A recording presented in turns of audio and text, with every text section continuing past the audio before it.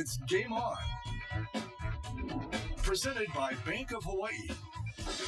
And a very pleasant good evening from Simplify Arena at Stan Sheriff Center, where tonight the number one ranked Rainbow Warriors play host to the top team in the Big West Conference, the Anteaters of UC Irvine. And this is Game On, presented by Bank of Hawaii for Rainbow Warrior Volleyball. Probably had the best block that I've had so far in my career. Chalmers puts that one into play. Galloway was there. Oh my goodness! Oh! Somebody call Sports Center! I tried to just get over as far as I can, and I knew where the guy was going to go because I was like looking at his arm and kind of following where I was going to get over. But yeah, just like sticking it in there, and then I got the block. I kind of knew that was going to happen, but I don't do it too often, so that was a fun experience. Yeah.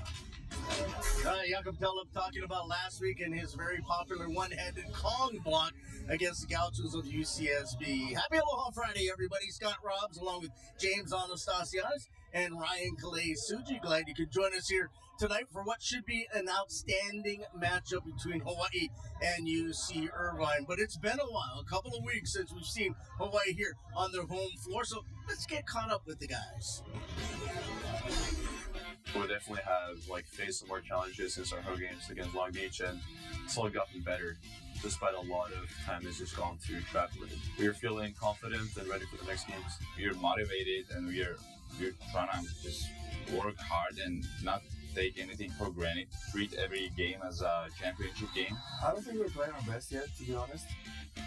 But I see our progress for every game, and that's I'm really happy about it. Yeah, I think the last few weeks, obviously we've played good enough to win. At times we've played really well against some really good teams. So I don't feel in any way that we're a finished product, because the amount of time that Jacobs set out early in the year, we're still kind of improving, still tweaking some stuff with the offense, we're still fine-tuning. So we're playing well, and at times we're playing really well, and I think we're still getting better. I think it always comes down to what we do on our side of the court, because at the end of the day, I truly believe that we have the best pieces in every position, and overall we have the best team in the country. It always comes down to how are we going to execute our game. Well, let's take a look at the ABCA Top 15. There you see Hawaii sitting at number one. They've been number one all season except for 1 week after the outbreaker.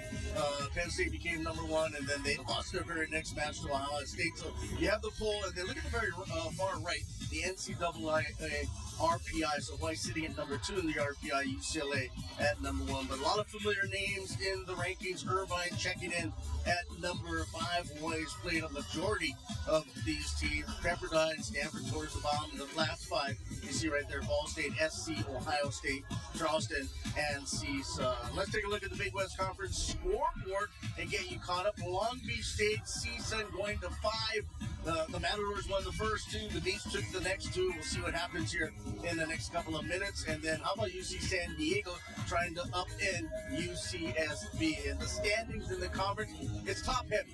Hawaii, Long Beach State, UC Irvine, all 3 are vying for that number 1 seed. CSUN, UCSD, and UCSB are all trying to play the spoiler role in the Big West Conference. So it's a 3-team race. You want to finish at least in the top 2 because the top 2 teams get a bye in the Big West tournament in 2 weeks. They do, and being the top 2, you just come into the tournament a little bit more fresh in that semifinal game. You're not tired from the night before, but the advantage being at the bottom, I guess, a little bit is getting used to the court. It's at Irvine this year, a very big stadium, a very cool atmosphere in there, but very big, not generally what a lot of volleyball players would be used to. Slightly of an advantage, but the energy the second day is going to be a lot more. And coaches have been saying if there's any arena in the Big West, that their arena is the most neutral of them all. He says playing in Hawaii, playing in the Pyramid, definitely the advantage of the home team. He feels like the Brent Event Center is something that's more of a neutral court, and it's also a big difference between number 1 seed and number 2 seed. I mean, if Hawaii comes in as a number 2 seed, they could potentially be playing a team like Long Beach State in night number 2 of a semifinal, which is a big difference. I'm not sure how much of a neutral court it really is. We've all been there a number of times for volleyball matches, but I think there'll be a lot of Hawaii fans there for the Big West tournament. No doubt. I mean, I think Hawaii might not be the home court advantage, but they will definitely have a lot of fans there on the road. It's similar to what they've seen all season long when playing on the road. And you know what makes this match important, and the rest of them obviously, is the fact that should Hawaii not win the Big West Conference tournament, they want to get in as an at-large, and these matches like UC Irvine are going to be huge in determining whether or not they are able to. Yeah, 100%. You never want to leave it up to the committee or the RPI rankings to see whether you go to the tournament or not.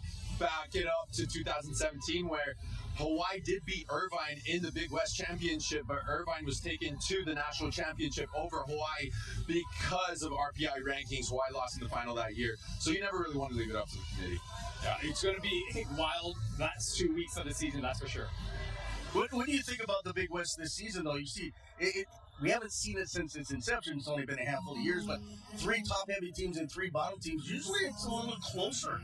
Yeah, I think one of the nice things, though, is that we're seeing a little switch. I mean, usually it's Santa Barbara at the top with Hawaii, as well as with Long Beach, and now Santa Barbara struggling, but great to see teams like Northridge really coming on. We could see an upset here in just a few moments as well, so I think it's great to see just how things shift. Luckily for Hawaii fans, they've kind of remained at the top throughout this run. I think it really talks to the development of these teams. You know, as the years have gone on, a lot of these top teams, Long Beach graduated a very good senior class. Irvine's been more of that development team. Now they have a lot of veterans on their team. They found that rhythm and they found a group, and they've worked their way up to the top 5 in the country. It's just a very exciting year for volleyball, I think, because we're seeing a lot of mixed teams, not just 2 top teams dominating the entire league. Well, this is an interesting weekend matchup. Hawaii, the #1 ranked team in the country. UC Irvine, the unbeaten team in the Big West. Something's going to happen here in the next 2 nights. Hopefully for Hawaii, it's positive. We know one thing. The guys that'll be calling the action are back again tonight. We throw it over to Kanoa and the coach. Hey, thanks a lot, Scott. Yeah, next to Chris McLaughlin, I'm Kanoa Leahy. And as James alluded to, this is a UC Irvine team that for multiple years prior to this season finished well below 500 in their overall record. They have arrived, though, here in 2023, 16-6 overall, 6-0 in the Big West Conference, and a team that has all kinds of weaponry from various spots on the floor. Now you look at every position, and Irvine is really, really strong. Tonight we're going to see 2 really good setters going at each other, and we're going to see 3 outsides. Charlie Wade says they have 3 of the most physical outsides in the country. It'll be fun watching them. I think Hawaii's outsides are pretty good, too, so I think this will be a great battle out there. And Hawaii's middles will, of course, have hit over like 400 like every single contest. And the liberos both are very good. Cole Power transfer from UCLA.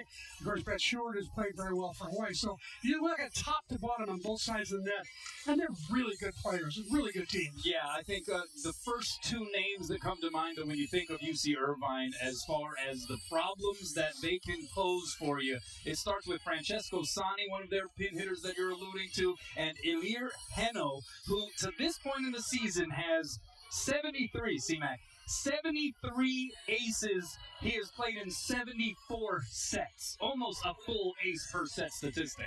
That's unbelievable what he's done. And here's the tricky thing for people to watch tonight. Here's a real key. Watch how many times he hits hard and how many times he hits soft.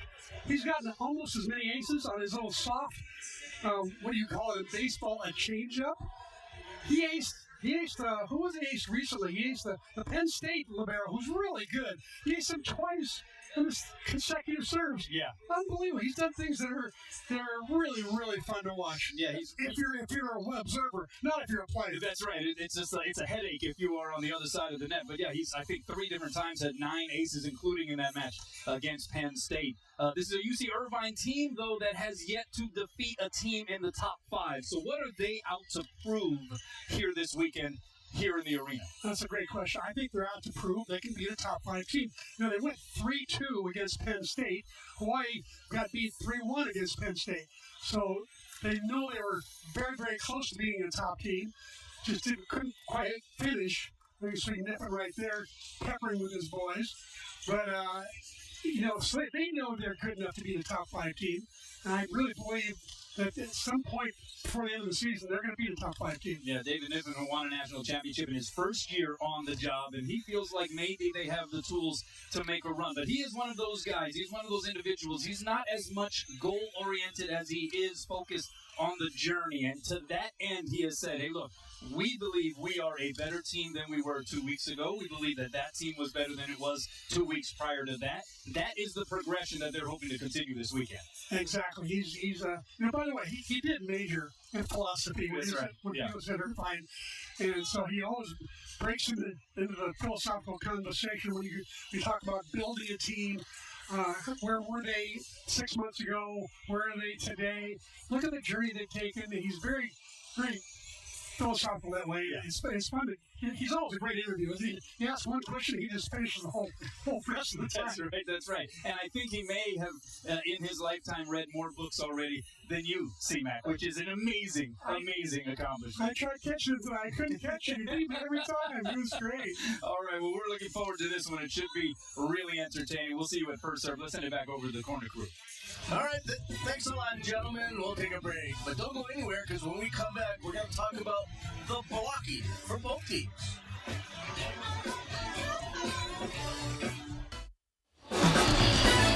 Back inside Simplify Arena, Stan Sheriff Center. Huge matchup here this evening. Number 1 Hawaii and number 5 UC Irvine. And one aspect we've seen Hawaii improve on throughout the season has been their blocking. Let's take a look at the Big West team block leaders. And there you see Long Beach State at almost 3 blocks per set. They're first in the country, but Hawaii sitting in 7th at 2.42. And just behind them is UC Irvine at 2.27. They're 12th best in the NCAA. So we talked to the guys about the importance of the block. We definitely expect ourselves to play a high-level defense, and that also goes into the effort that we put in for our backward defense, but also just we're making a lot of good decisions blocking-wise. Cole, and Curry as middles are taking really good responsibility of putting good blocks up and closing a lot of blocks in the game. And it's definitely helped us elevate our game in the past couple of weeks and just really put our blocking game up to display. We work a lot on our scouting report and also the practice before a game. We try to adjust on how the other team is going to play, so that helps a lot too.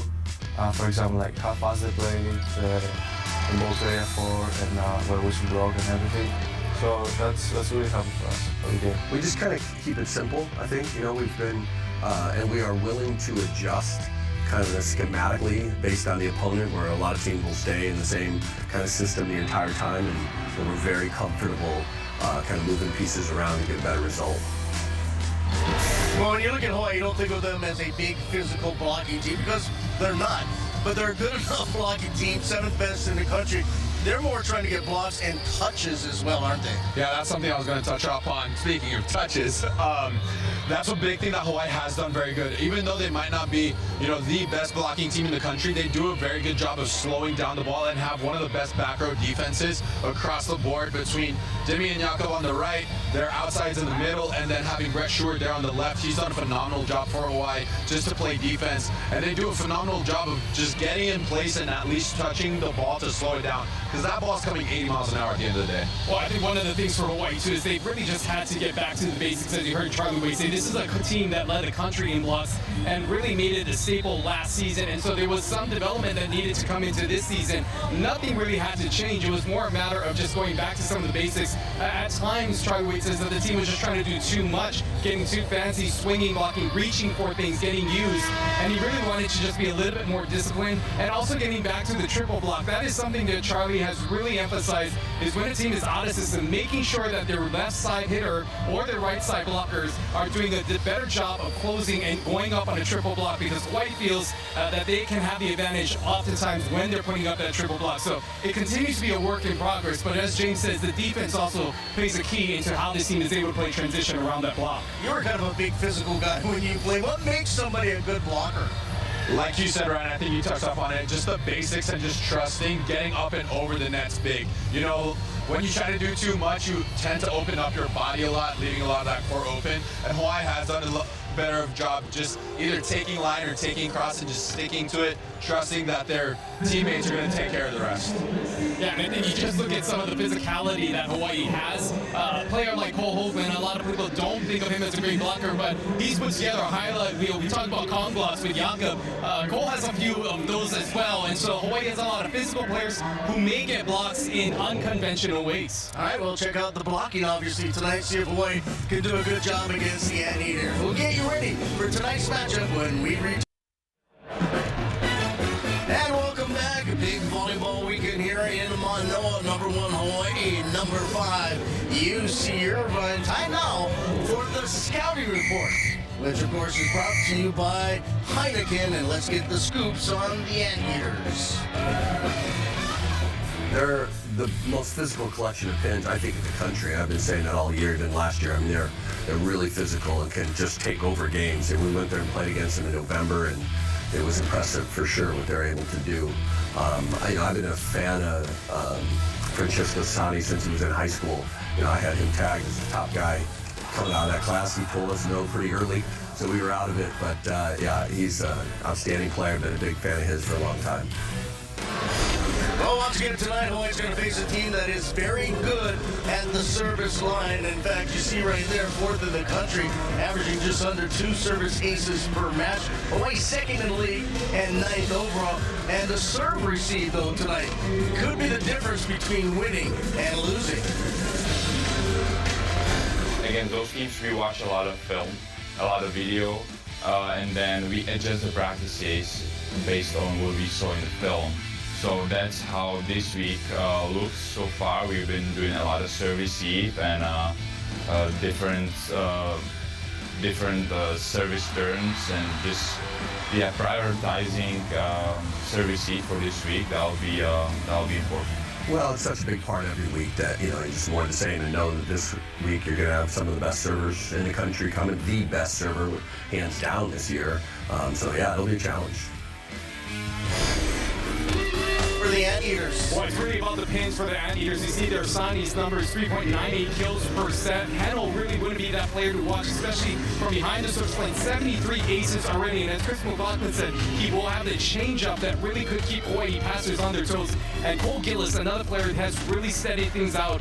This is a team that's going to be pin heavy, and Hawaii's pin blockers are going to have to stay on for tonight. All right, let's look at the season stat comparisons between these two. You see Hawaii at 13.47 kills per set. The hitting percentage, Hawaii 2nd in the country. Not a bad hitting percentage for UC Irvine at 324. And you see the rest of the numbers right there. Fairly even matchup. All right, who should we keep an eye on for Hawaii? For Hawaii, we obviously have the 2 Greek freaks, Dimitris Moulias and Spiros Hakas. Dimitri doing a phenomenal job all season, hitting 395, really forcing a very good offense for the Warriors, and Spiros not far behind, 350. And we have Chaz Galloway, who's maybe been a little bit quiet the first half of the season, but finding his way, hitting 274 and steadying out that Hawaii serve receive for them. Yeah, I wanted to talk about Chaz because he has quietly been maybe one of the best players on the court the last 6-8 matches for Hawaii. He has found something that's working. He really has, and like you said, he's a little bit more quiet than I would say the rest of the team. Not celebrating almost every swing that he has, every point that he has, but he just gets the job done. He knows what his role is, and he's found that connection with Jakob. We talked to Charlie a little bit earlier. The set was a little bit lower with Jakob coming back, with Brett Short setting. They found that tempo, keeping him high and just allowing him to rip high at a lot of their opponents' blocks. I think a lot of it has been his change in his arm swing. He's not really trying to power through. He's using the athletic ability of his jump and hitting at a high contact. But I think one of the biggest attributes that Chaz Galloway brings is his defense and his passing, which has really made him a well-rounded offensive and defensive player for this team. And a great compliment for Spiros Hakas to help take off the load. A lot of pressure for Spiros oftentimes to help carry this team offensively on the outside. But with Chaz coming on, really, right now, it's the perfect time for this team to have this ability to rely on Chaz. All right, let's talk about serving. We did a little piece on that. Hawaii's already played Long Beach twice, UCLA, Penn State. They've seen some really good serving teams. UC Irvine is right there. How concerned are you? It is a little bit concerning because the big thing that Irvine has is Heno. Heno does a phenomenal job of being able to bring the heater, but then also bring that off speed into area 5. And I would watch out for that tonight because I'd expect him. He goes back there. If he gets 2-3 runs very well, he tends to take a little bit off as the servers are on their heels. And then Francesco Sani, one of the heaviest arms in the country, does a phenomenal job hitting mid-60s to mid-70s at a lot of the time. It's going to be a battle from the service line tonight from both teams. I think one of the biggest things that we will see is just how consistent Irvine is. We talk a lot about Hawai'i and them being a team that really credits themselves for serving aggressively but also serving in. Irvine is another team that is not, say, like a UCLA that just kind of rips it and takes their chances. Irvine is pretty consistent as well, so behind the service line, this could be a battle, and Hawai'i has got to be able to put, I think, more pressure than they normally would behind the service line. It's a top 5 battle in Manoa. Number 1 Hawai'i showing off the guns against the Anteaters of UC Irvine. The three of us will be back at intermission, but coming up next, the anthem Hawai'i Pono'i and the first serve with Kanoa and C-Man calling all the action.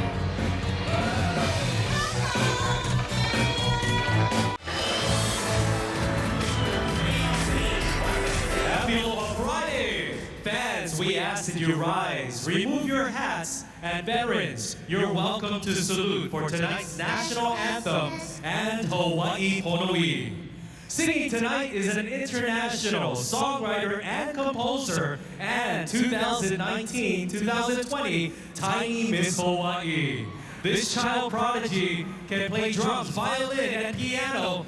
Please welcome 8-year-old Kyra Pesserby.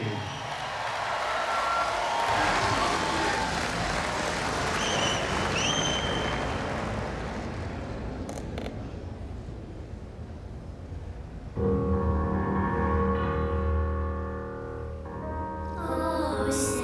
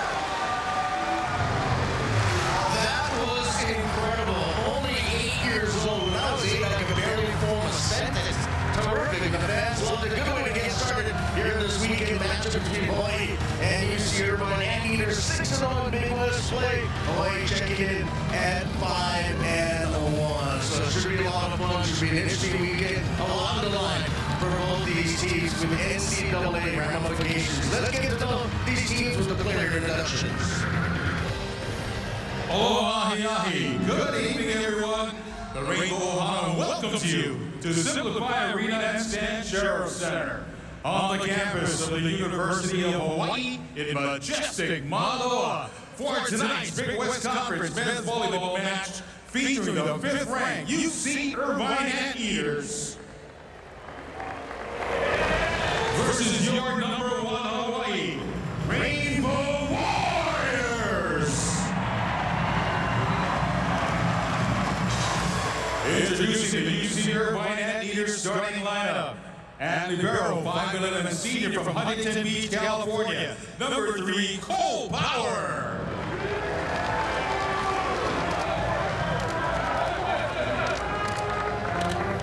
And outside hitter, 6'5" junior from San Jose, California, number 6, Cole Gillis.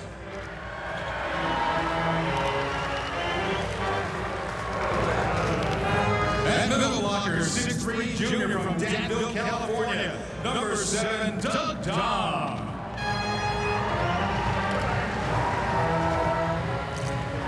And opposite, 6'8" junior from Bethesda, Maryland, number 11, Francesco Sani. At center, 6' junior from Costa Mesa, California, floor captain, number 12, Joe Carlos.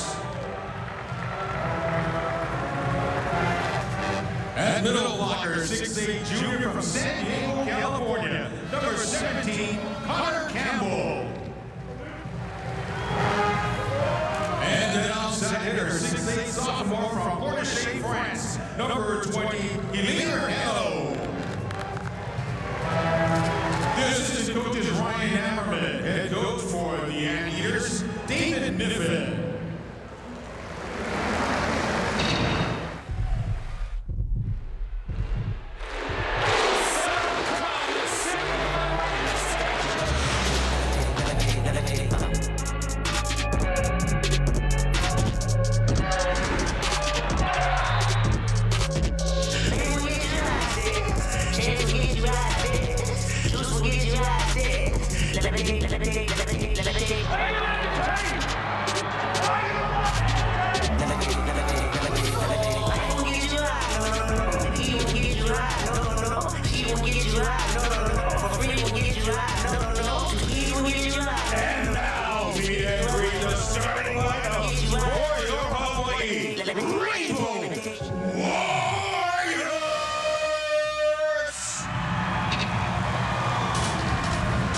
Outside hitter, 6'3" junior from San Diego, California, number 1, Chaz Galloway.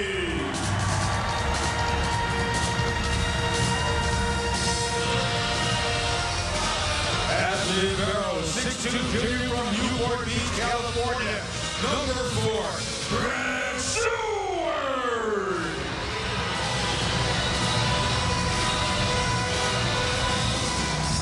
And middle blocker, 6'4" junior from Waimanalo, Oahu, number 7, Cole Hoagland.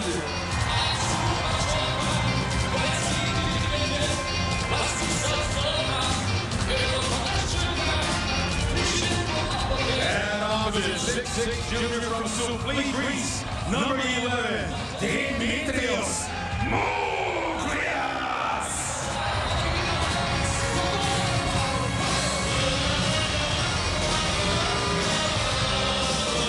Middle blocker, 6'7" junior from Rio de Janeiro, Brazil, number 21, Guilherme Voss.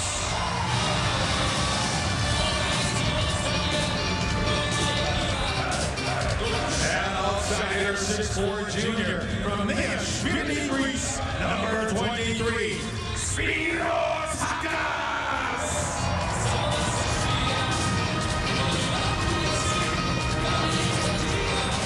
And at center, 6'6" senior from Tonsberg, Norway, flight captain, number 10, Jakob Tella.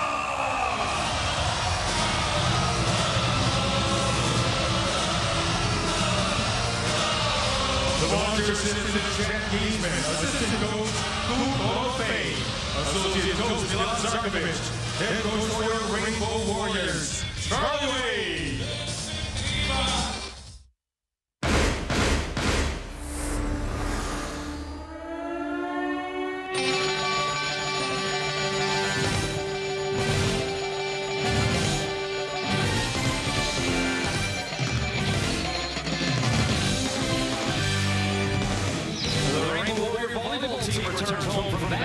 Big West road trips, running a 5-match win streak and sitting second in the conference standings right behind UC Irvine. Senior setter Jakob Tella leads the nation's most prolific offense. That's why he ranks number 1 in both kills per set and assists per set, and second in hitting percentage. Coming up, it's 1 versus 2 in the Big West. The Anteaters of UC Irvine and the Hawai'i Rainbow Warriors.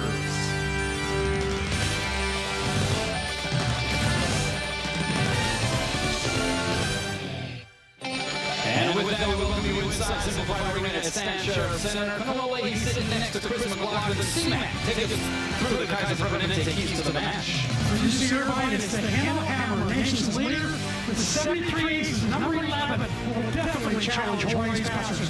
And for Hawaii, feet the middles. UCI pin blockers are very solid. Better to stay away from them. It will be Hawaii serving first, coming in 22-2 overall in the season, 5-1 in the Big West Conference. The Anteaters 16-6, still yet to suffer a defeat in league play. But the standings created a differentiation between the top 3 and bottom 3 in the conference, a distinct difference. And Irvine has yet to beat Hawaii. More Long Beach State, in fact, have yet to face either of those teams. They will over the last 2 weeks of the regular season. The violation goes against Hawaii. So point Irvine, the Hawaii Financial FC starting lineups. Scrolling at the bottom of your screen. Dom. Listed as an outside hitter, but has played multiple positions. These days. Meanwhile, Spiros Hakas gets the set on the opposite position, and he puts it down. He's averaging 3.74 kills per set. That's second on the team. Great little misdirection by Tella that time, running toward left front and back setting to Spiros on the right side. Spiros with a one-on-one situation. There's Hakas, the team leader in aces with 26. Set goes middle, it's Connor Campbell getting the swing, it's blocked back and then saved over the net. So Tella with the set that was off the mark. And it's going to be a back row attacker because of the fact that the set went over the net. And Charlie Wade is going to argue the point on that. It's going to be a point for UC Irvine as it currently stands. I think Charlie Wade suggesting that Jakob was on the floor when he set that ball. Well, Jakob is getting an explanation of it right now. The R1 very definitely is not going to change his mind on this one. Matthew Laveau is the R1 across the way. Wayne Lee, the R2. And the line judges Kevin Chun and Mark Nakashima. UC Irvine 6-3 on the road here in 2023. Served by Francesco Sani was an absolute missile. Here's Chaz Galloway on the outside. And Chaz has been elevating his game, literally and figuratively, here in Big West Conference play. 3.3 kills per set, hitting .417 since the league started. He has really turned it up a notch, to be sure. How about that pass from Shooter there, taking the missile, as you said, from Sani, probably like 75-mile-an-hour one. 272, and then goes long. So the point going to the Anteaters. It's going to be a serving contest, by the way. There's going to be a lot of aces, there's going to be a lot of errors, and a lot of excitement when you, one team or the other passes the other team's best server. And here is Irvine's best server, Elir Hino, 6'8" sophomore from France. And he delivers an ace. That is his 74th ace of the season. This is his 75th set played this season. Look at the angle of it. Yeah, he runs, basically almost runs outside the court and attacks it, brings it back to area 6. Some point of passes, he's coming with heat too. You can also pull the string though, like he does right there. It tickles the tape, so it's Stewart who has to set the bump set to the team. And Demetrius Muglias is able to explode on it, and only gets out of that rotation with him behind the line. Looking to get out of there only one. There's almost a second ace right there by him. He loves to serve that changeup. Good bump set there by the former center, now libero, Brett Stewart. Muglias now getting ready to serve. 6'6" junior from Sudley, Greece, team leader with 3.87 kills per set. Into the net it goes. Talk about the battle from the service line. How much is it an imperative for either team to, as you put it, go for it based on that balance between getting it in and possibly serving it out? That's a great question. Both coaches would like to see between 85 and 90% of turning out for sure. Typically, how much chance? When are you ever going to see 5 of the top 7 servers in the league on the same court at the same time? Very rare. Cole Hogan finding the floor there. See his numbers at 492 on the year. Now Chaz Galloway back behind the line to serve. 4-7-5. And over the pass, tight to the net, so going over onto Joe Carlos, 6-foot redshirt junior, Costa Mesa, California. He's a transfer from Pepperdine. Was actually an MPS all-freshman team selection back in 2020. They played just 13 matches in 2021. Did not play any volleyball last season at the collegiate level. Here he is now for Irvine, and David Niven just raves about it. Muglias, though, able to split the uprights of the block. What a set from Chaz Galloway from 20 feet away. It's a nice job of giving Demi a prime set. See what Demi did Saturday at UC Santa Barbara. 14 kills at 520, just fat numbers. 576 holder. Good serve, good pass though there by Cole Gillis on the outside. Sani cross court to the end. Francesco Sani, familiar territory hit from the outside pin, although he did make the switch basically mid-season last year to the opposite position, and it kind of changed the dynamic of their look. Yeah, he gets a lot more sets that way. He gets set in the back row a lot more. Serve goes long though by Cole Gillis. A triumvirate of pin hitters, Cole Gillis, Francesco Sani, and Aaron Hano. They have taken this UC Irvine team and they have put them into the top 5 in the national rankings. Well, they got a pretty good triumvirate of pin hitters on its side of the net as well, as you pointed out in the pregame, though, C-Man. Outside here is Hano on that one. Goes into the pin, set one's a little wide. And so Hawaii able to tie it up. A rare error from Hano. I think that set was just, as you said, a little bit wide. Tough to set a left-hander on the left side. You got to really be on the money. There's Tella. Good serve, good pass though by Hano. He'll get the high ball set. 2 blockers up, and he is stopped. Voss. Jumping up next to Demetrius Muglias. Guilherme Voss, team leader with 1.08 blocks per set as the average, 77 blocks total, and a 3-point run here for the Rainbow Warriors. Voss so steady in the middle, both as a hitter and the blocker. Carlos goes backside here, Sani, the tip shot drops. Just a cagey maneuver there by the 6'8 junior from Bethesda, Maryland. The portion of his childhood in Italy, native land of his father. Still goes back there in summer. Boy, can he ever bring the heat. Reigning AUCA Player of the Week. Went crazy against CSUN a weekend ago. Here's Muglias, block, good cover there by Hawkes. So Tella goes for Voss. Did you see that? Somebody calls Twin Center. As was said last week in Santa Barbara, that was a great call. We're going to talk about this call, but how about that? I hope we have a replay of that. We have a replay of that? Watch this. The side set 3. Nobody does that. Jacob takes the creativity of that center position. Tello's on scene at times. Hawkins, who that one just missed the end line. The crowd at that end of the arena felt like it was in, and in fact it gets overruled by the head referee, Matthew Laveau. So an ace for Hawkins, his team best 27th of the year. And Niffen is standing right next to the play. And he's pulling the shot crowd. He knew that was good. Carlos was back row, and that is Cole Gillis just crushing. 6'5" redshirt junior from San Jose, California. Actually the most efficient of the three pin hitters in terms of his hitting percentage. He's probably the best passer as well. Just a steady character out there on the court. And 334 this season. Here's Sonny. Slowed down by the netting. So the high ball goes to Muglius off the fingertips. Diving save Sonny, but nobody else to get it up.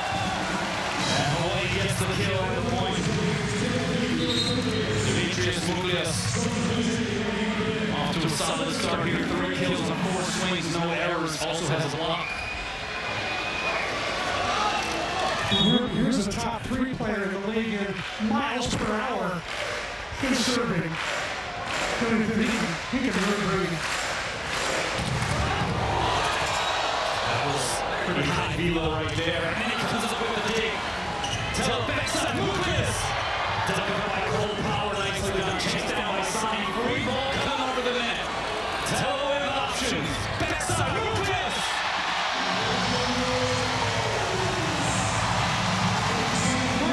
Well, you see playing transition there. Muglius, rather than standing out wide in the paint, comes inside. It's inside that left side blocker. Perfectly placed set by Tello. Hawaii with its largest lead of this opening frame. 12 serving 9. Keeling Finn about to lay into it again. Good serve, good pass though by Gillis. Here's Sonny. Sends it long. No touch up front. Another point for the Rainbow Warriors. And they have gone on an 8-2 run, forcing David Niffen to call a timeout. Big crowd here in Manoa. They're loving it at the moment. University of Hawaii Sports on Spectrum Sports. Sponsored by Bank of Hawaii.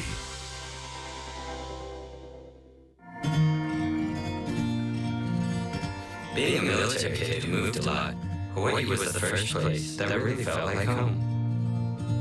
Now that I have a family of my own, nothing's more precious than the time we get to spend together. That's why I love my job at Bank of Hawaii, where I get to develop digital tools that help families like mine spend less time banking and more time living. I'm Matt Pollard, and I want to help you live your happy. Hi, my name is Celine Williams. I am an HR specialist here at Alltrust. When it comes to HR, labor laws, risk in your business, your best resources work here at Alltrust. You have a team of experts, not just a person, but a team. We help make things simple. That's what we do best. The boring stuff, which is the paperwork and all those things. And that way your company can do what they do best. We hope to really help businesses be successful. Dodgers, Lakers, the World Series, the University of Hawaii, and the very best in high school sports and local programs. The Spectrum Networks in Hawaii. We've got you covered. Welcome back. Don't miss a second of the action. Watch Spectrum Sports on the go. The Spectrum News app has the local sports you love and the news and weather that matter most to you. Download today on the App Store or Google Play. Oh, we got an early update from Westport County Stadium. The Rainbow Warriors up 2-0 in the top of the third inning against Bakersfield, trying to bounce back from a series opening defeat. 3-2 last night at the hands of the Road Runners. Meanwhile, the Rainbow Warrior volleyballers. Now by the side, and the Keeling Finn takes the inside of the deck. That's 4 straight Warrior points. He's got quite a turn back there in the service line right now. Came up big in several instances over the last road stretch when Hawaii played at CSUN and at UCSB the last 2 weekends. And I think we're going to have a challenge here As David Niffen is going to take a look at this. He only has 3 challenges. He loses this one down to 2. Not good at the full 9. There you see the officials. Wayne Lee will be the one taking a look at this replay.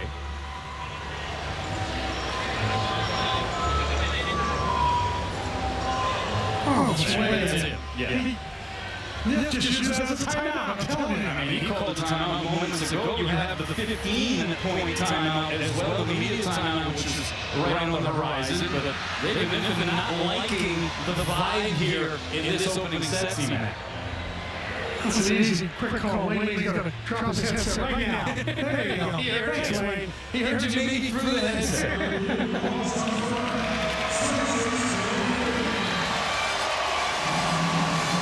So Wayne 14-9. And if the only thing can supply this kind of support as one of the serving specialists, along with Kalani Akana, by the way, great write-up. Jason Conchero and the Lamoose Star Advertiser about Kalani the other day. But if they can supply this kind of support, that would work wonders for Hawai'i. You see him pull the string there, diving pass by Cole Power, and then the set goes over the net. Kick save there by Hamill, and finally put down but out. And so the point for UC Irvine was just a wacky play above the net. And that's going to force Charlie Wade to issue a challenge. And I think he's going to challenge that there was a touch before that ball went out. And so Wayne Lee very busy here at this juncture of set number 1. Nifty kick save there by Elir Hennel, by the way, in the middle of that sequence.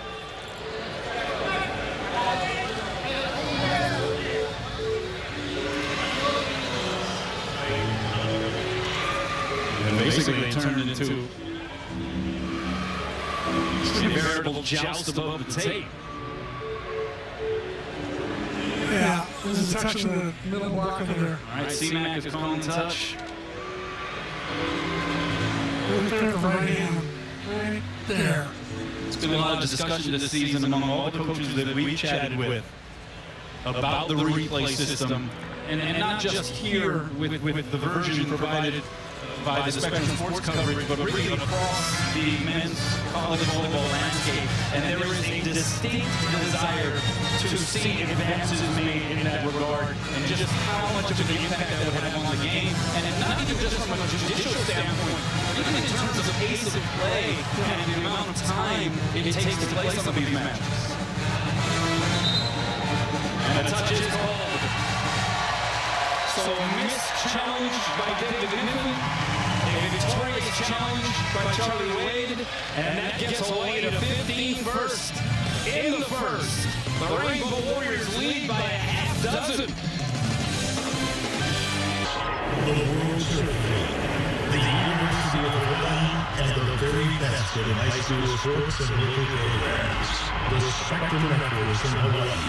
We've got you covered. Welcome back. Time now for the Hawaii Honda Dealers highlight reel, and Demetrius Muglias has left off of the launch pad here in set 1. 5 kills on 8 swings, hitting 625. He gets a block, and he's trying to get this crowd revved up in the process. He knows this is his last time around. Next year he'll be in the pros, so he's enjoying these almost full-house crowds here at the Simplify Arena. Can you believe his senior night is merely a little over a week away? Hakas.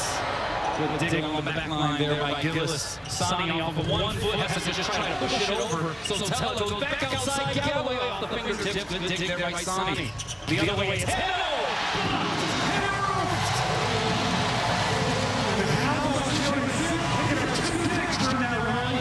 Keep things going for the Rainbow Warriors. And a big block at the end right there. 4 hands across. Nowhere for him to go. Hoagland and Deemy. It is 16 serving 9 in the first. Elir Hennel No kills on 4 swings. He's hitting negative 750 at the moment. But he gets another crack at it there and splits that Hawaii defense. So we finally into the kill column. And Keone McFadden, how the ovation he's getting right now coming off the floor. A well-deserved ovation. Kept all the serves in, had a couple digs. And now what do you have to deal with? Here, Heno, behind the service line. And pop straight up by Hawkus. So Sheward, cross-court bump set. Galloway times it! And then bounces it straight down to the floor. That's the fire tonight right there. A bump set. All the way across the court, that's about 45 feet, right on the minor. Galloway can turn it down the line. Are you kidding me? There were 3 blockers up trying to wait for him. What a pass. What a set by Sheward. Here's the 17 serving 10. That's Gillis, and he tattoos it. 4th in the Big West Conference in kill percentage in his 4th year with the program. For those versatile members of this roster. How Joe Carl sets this offense. Knows just when to set the fast tempo. That was a fast tempo swing. Chaz Galloway just blowing it up in a little high cheddar in the direction of Francesco Sani. Bit of a mismatch out there with Galloway going up against Joe Carlos. Galloway plays like he's about 6'8". Joe Carlos, 6-footer. Great player, but bit of a mismatch against Galloway. Just one hit in here so far for Hawaii CMAC, and it was committed by Jakob Tellis. Yeah, Muglias, 5 kills, Galloway, 3 kills, 1 kill apiece for Holden Voss and Hawkus. So far in this one. Tella, they go the slide to Holden, diving save by Heno. Now Gillis will get a swing out of it and just places it in the perfect spot. Great effort by Irvine to keep the ball off the floor. Pulled it out of the net of Gillis. Triple wrist shot over the bar. And the diving pass. Gillis just goes up high. Area 6 wide open. Hawkus blocking it down, that wrist away. Slice of red swing. He closes in on the 20-point plateau here in the first.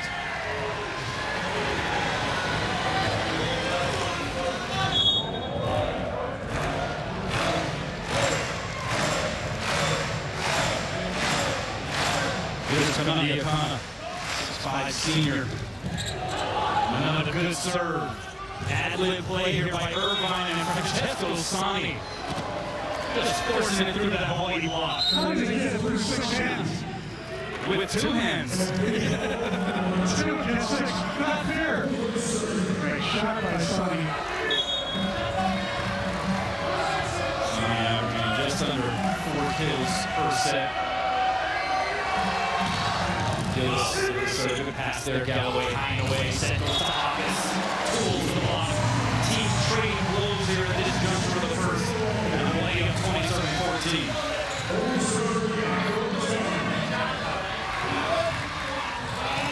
Hawkus hitting 350 on the season. Kill number 3 for him this one. And here is Jakob Tellis serve.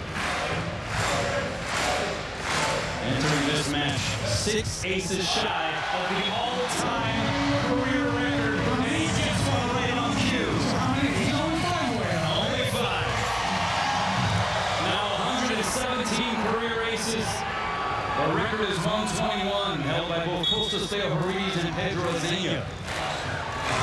Well, that play in the air was playing to 30 points, not 25. Outside, here's Heno. Solo style. Demetrius Muglias and Apole. Look over and give a wink to the corner fake. Who does the scouting report? I think Muglias took 1 step to the right side and then did special adjustment on that block. And then gave credit to Corona. Timeout, UC Irvine, Hawaii.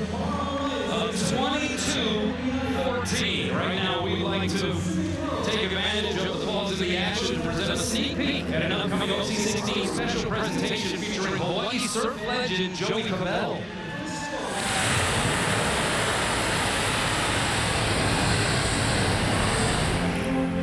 The passion for the ocean runs deep in my veins, as it goes for 1,000 of other surfers who make the ocean their lifestyle.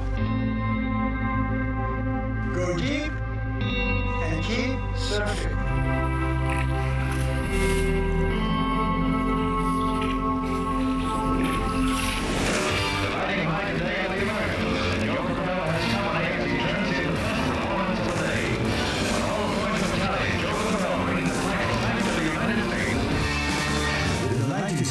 Cabell reached the highest pinnacle of the sport and became one of the finest all-around surfers in the world, winning multiple surf championships across several continents with a combination of power and precision. Groundbreaking traits that led Surfer Magazine to call him one of the 25 surfers who changed the sport. Joe was just one of our originals, since the beginning, since the early single days. So to be part of this culture, and I was grew into it and lived it and surfed it, but now I'm really honored to be part of it. Just keep standing. Cut to the chase and just keep standing.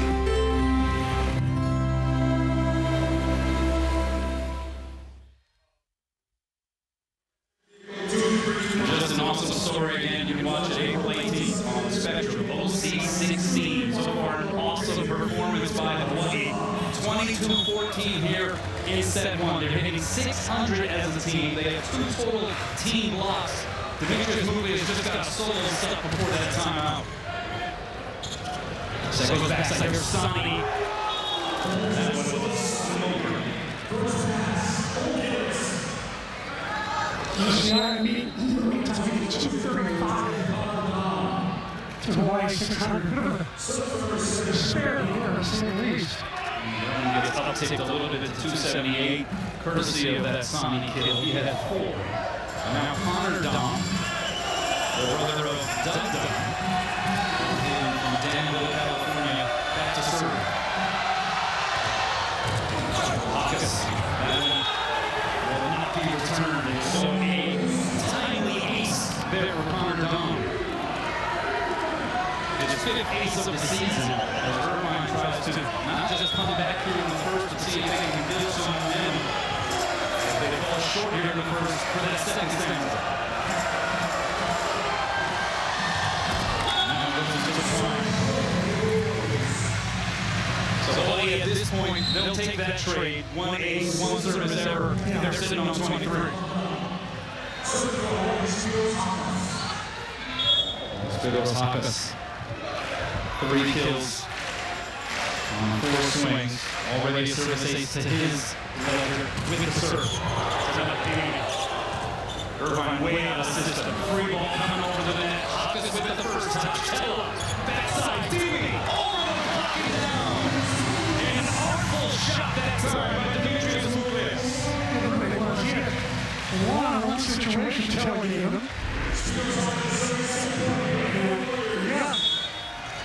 The fans are starting to stand up now. Yeah, there's some that are standing. Others are getting the cue.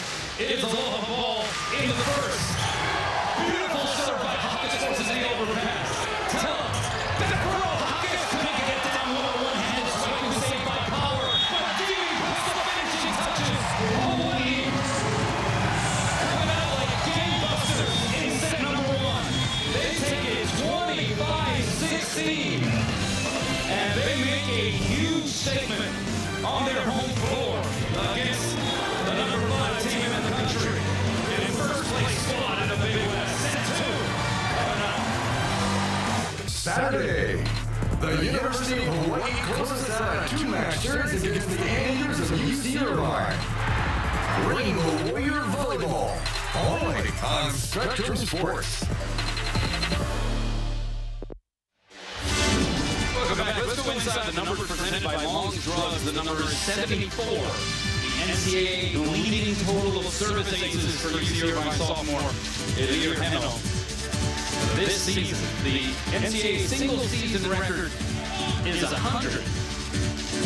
Just the fact that Heno is at 74 and has already set the UC Irvine single season record, and there's still 2 weekends of regular season volleyball remaining. That's pretty outstanding, but just a gaudy number for this sophomore.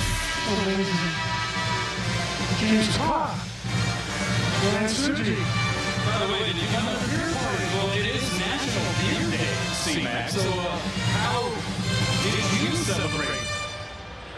Studying to be ready for you tonight. Or maybe let's see your 12 o'clock show. Maybe you celebrate. We see a lot of people who are participating in the festivities. By the way, in the 25-point rally scoring format, the record of 100 aces was put in by Curtis Abram of Emmanuel. That was in 2011. There's a look at David Niven, one of the great guys to talk story with. In his 11th season, he and Charlie Wade have been really strong friends over the years. And always one of the best dressed coaches whenever he comes through here. And tonight is no different. As Guilherme Voss able to play the lumber. Hawaii is 6-09 in that first set. Yeah, it's hard to stay at that number all night long, I'll tell you that. That's a huge number. Started at 81%. Carlos outside 10 on the tip shot, and that drops. A couple of those tips have gone down for UC Irvine. Earlier, Heno was hitting way down in the negatives for most of that first set. In fact, didn't even have a kill for most of that first set. Now with 2 kills. One serving one. Here comes from Don. Tella sets up Hawkins, and he gets stopped. Statement made there at the net. Heno jumping up next to Connor Campbell. Not the best, I think, shot selection by Hawkins there. Swiss error. Return to live action by Doug Don. UC Irvine 12th in the NCAA in the blocking category. Hawaii is 7th coming into this weekend.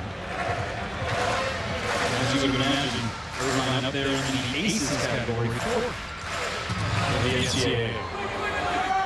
Pass tight to the net, one hand set to Heno, and he goes over with 2 hands and just pushes it through. Someone going to be hung on a little bit too long. And just want to push it a little bit like a long time. It was a great play. I love watching him play. So athletic. You get the feeling he's just scratching the surface of his potential. And getting stronger every time you see him. You're signing, and he blasts it up. So there you see Irvine. What's going through your mind right now? You got blitzed in that first set. You're in this environment, another massive crowd here in Manoa. How do you settle things down right ship? My guess is that there's no panic buttons being pushed by David Niven, I'll tell you that. He knows his team is good. He knows they just need to reduce their errors and get virtually errors that set 5 total giving errors, 2 serving errors. So 7 altogether, he would not want to see 7 errors per game given to the other team, that's for sure. There's a heck of a dink there. They went down for 10. Spots here at this stage. Very dangerous server about to bring it across again. Force serving 3. Tessa chases down the set. Goes to Galloway. Doesn't lock it out. And Hawaii so forward tonight. The sort of match within the match, if you will. They've been getting out of that Heno rotation, even behind the service line, pretty quickly. If they could maintain that, that would go well in that. I would totally agree. That's the match within the match. When Tella served for Hawaii or Sparrows, on Rufus.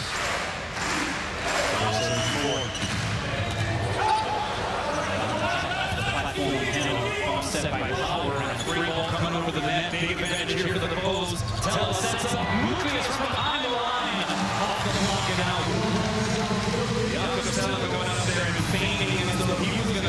crack at it. And as he tends to do, quickly flipping it backside for his guy, Dee, who now has 8 kills. Kind of helicopter out of his hands. They call double hit, but these days are called looser and looser pistol.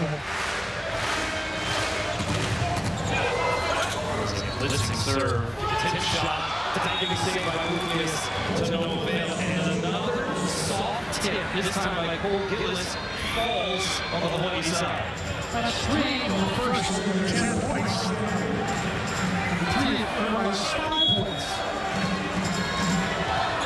Gillis now up to 4 kills.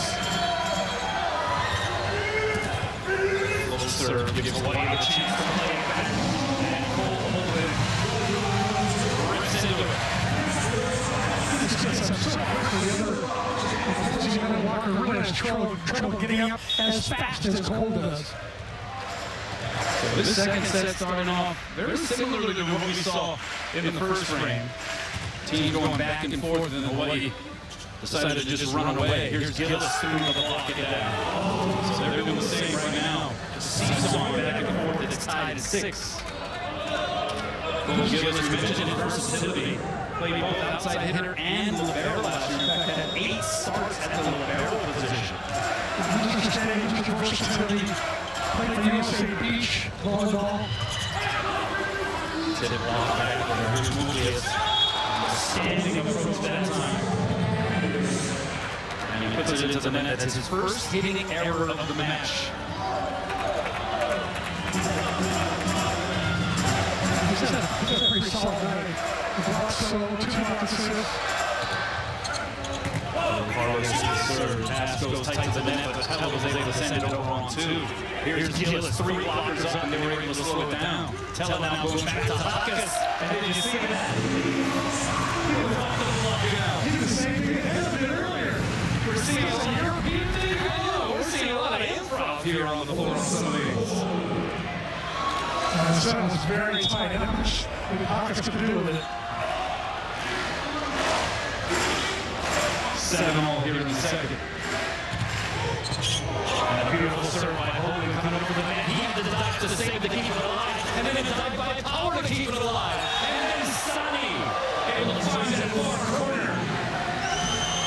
Well, Cole Holden almost had an ace, had to save it on the overpass, but Cole Power was able to keep it up on the Irvine side. So a couple of Coles, they're doing their thing defensively. Ultimately, it was Irvine getting the point. Good at the Yankees for really being resourceful in that rally, that's for sure. Meanwhile, yet another Cole Gillis, going into the twine for the service error. Now Jakob will serve. You know that Joe Carlos sets it quick to the outside, he runs it on the front. He'll set the outside hitter like a 1-set. There it is, Emma. Snatching that one. Fast go to the outside, really fast tempo. He's I think the fastest tempo setter we've seen all year. Yeah, interesting, right? He's not very big compared to some of the other setters we see across the board. But has fantastic hands, and his leadership for the David Niven has been invaluable this year for the Anglers. Take there by Short. Mulius with a quick reset. Goes down the line and in. I'm going to say that kind of piece.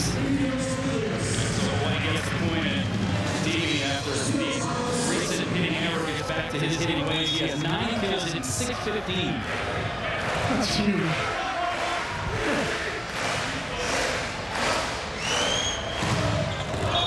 Blasted by Hawkes. Sails home. 10:39 hit. And he's 5th in the latest ABCA poll. One of the distinguishing factors, they have yet to defeat a team in the current top 5. We've got 3 chances in the next 2 weekends. And that was some lightning and thunder from the service line by Francesco Sani, and he lets out a roar. He hits such a heavy ball. He needs 107 miles per hour. Unfortunately, he also leads them in service errors. So we'll see if the ratio of 1 to 2 continues here. 11:39, decided to try to pull the string. Goes into the net. That's actually something that David Niven tells us has been influenced by Amir Heno and the way that he mixes up his serves. He served as an inspiration, if you will, for Francesco Sani, who was kind of known, I reckon, to be a guy who just always goes thunder. Exactly. And his certain repertoire has been much more versatile since being influenced by Heno. Cristiano Thim. Pass there by Gillis. High ball set Heno. 3 blockers up. And it doesn't matter. He's able to go wrist away. You know, some of that, dare we say, a reminder of one of the all-time greats that ever wear a Hawaii uniform. Football caught another lefty right, and just how it was like a nozzle up there. He could go any direction with it. Yeah, he had, I think he saw Tella sneak up there. Tella was not going to get beat by another chip.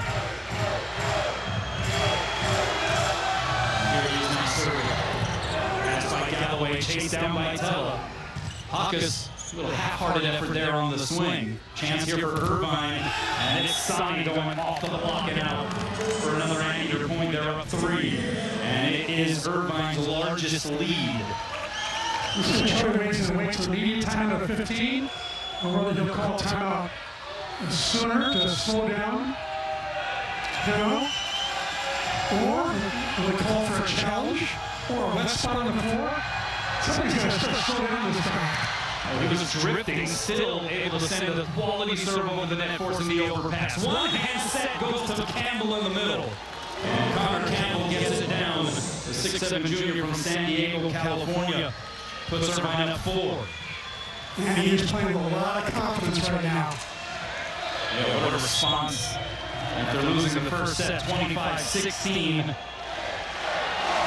Forcing the crowd to try to provide a lift here for the home team. Heno. And look at that, just fall off of the table. He can bring it hard and heavy. And then he can do that. And he has the Hawaii server seam twisted at the moment. Irvine up 5 at set 2. You talk about a turnaround. Set 1, Hawaii at 6:09 tomorrow night. We'll be on a whole rematch right here on Spectrum Sports. Compared to 278 for UC Irvine. Here in set 2 so far, C-Mac. Anteaters hitting 833. Yet to commit a hitting error compared to the 308 for the Rainbow Warriors. It's starting out at 90%. They got this guy Heno, 2 services already in this match, forcing a just above the tape. And it is going to be an interference violation called against Joe Carlos. He's going to, as the full captain, ask for some clarity from the R1 Matthew Laveau. Oh, it's split on the right side, apparently. A little bit more up for grabs according to our net cam. Not much that can be done about that particular call. 11:15. Movie set it all. David Niven, always the philosopher, will probably chalk that one up to some athletic karma. I think he was down to 2 challenges. I think with a 5-point lead, he wasn't going to take the chance of losing the other challenge. So the high ball to Galloway. Going to get a lot of mustard on it. Carlos, good stepping outside to Gillis. Joe Carlos just sprinted like doing a shuttle run back and forth, pin to pin, and putting up some nectar right now. Really hustled by Carlos. Gets off the net. Another happy Charlie Waits right now. Their 5th 20-win season under his tutelage. 22-2 overall. You see, it's 262 career wins as the Hawaii head coach. Tella going backside against the grain. Moblius got slowed down by the net. The save by Akil Tongter, who just enters the match. And then Francesco Sani catches it flush. And it is UC Irvine up 18-11. Timeout taken by Hawaii. And this is a complete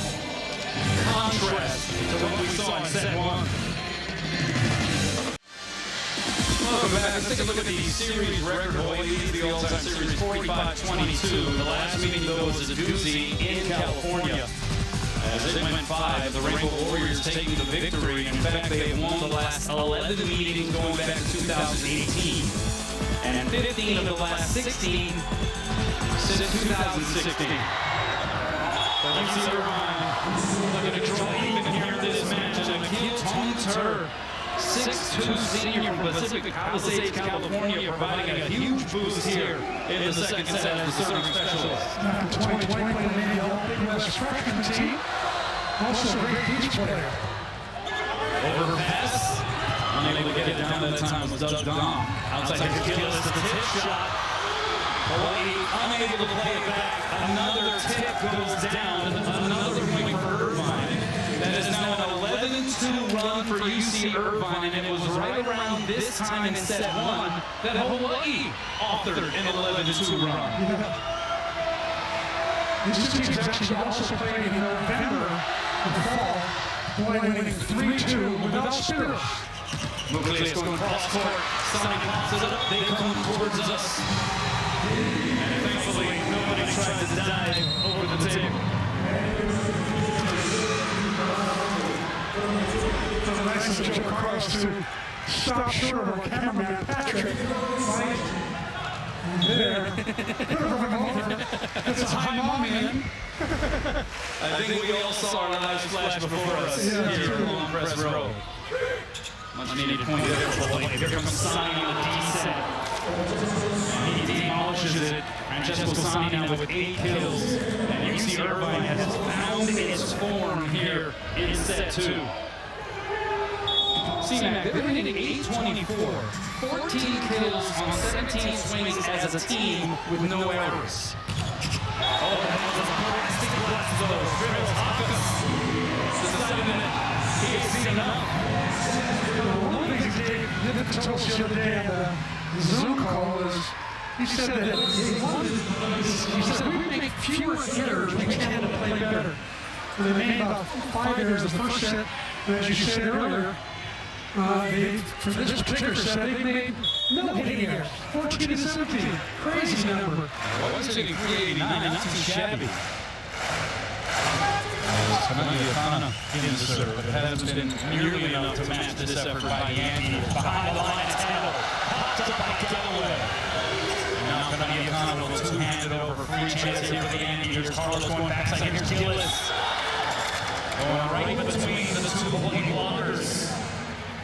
Cole Gillis has been dynamic. He has 8 kills. Error-free on 9 swings. And he is Mr. Steady, Mr. Consistent. The most efficient of the 3 top pin hitters. He's hitting 889 at the moment. And he's a great passer. Tyler going against the grain again, and here is Lucas. And he pulls it through that block. So Hawaii now trying to play for some momentum as they look forward potentially to this set 3. Capella, though, guys who can change the complexion even in a set of this variety. And a block back. Quick middle set. That's Dom right around the Hawaii side. Bumset goes to Nucleus. He comes his own way, but misses wide, and the point goes to UC Irvine.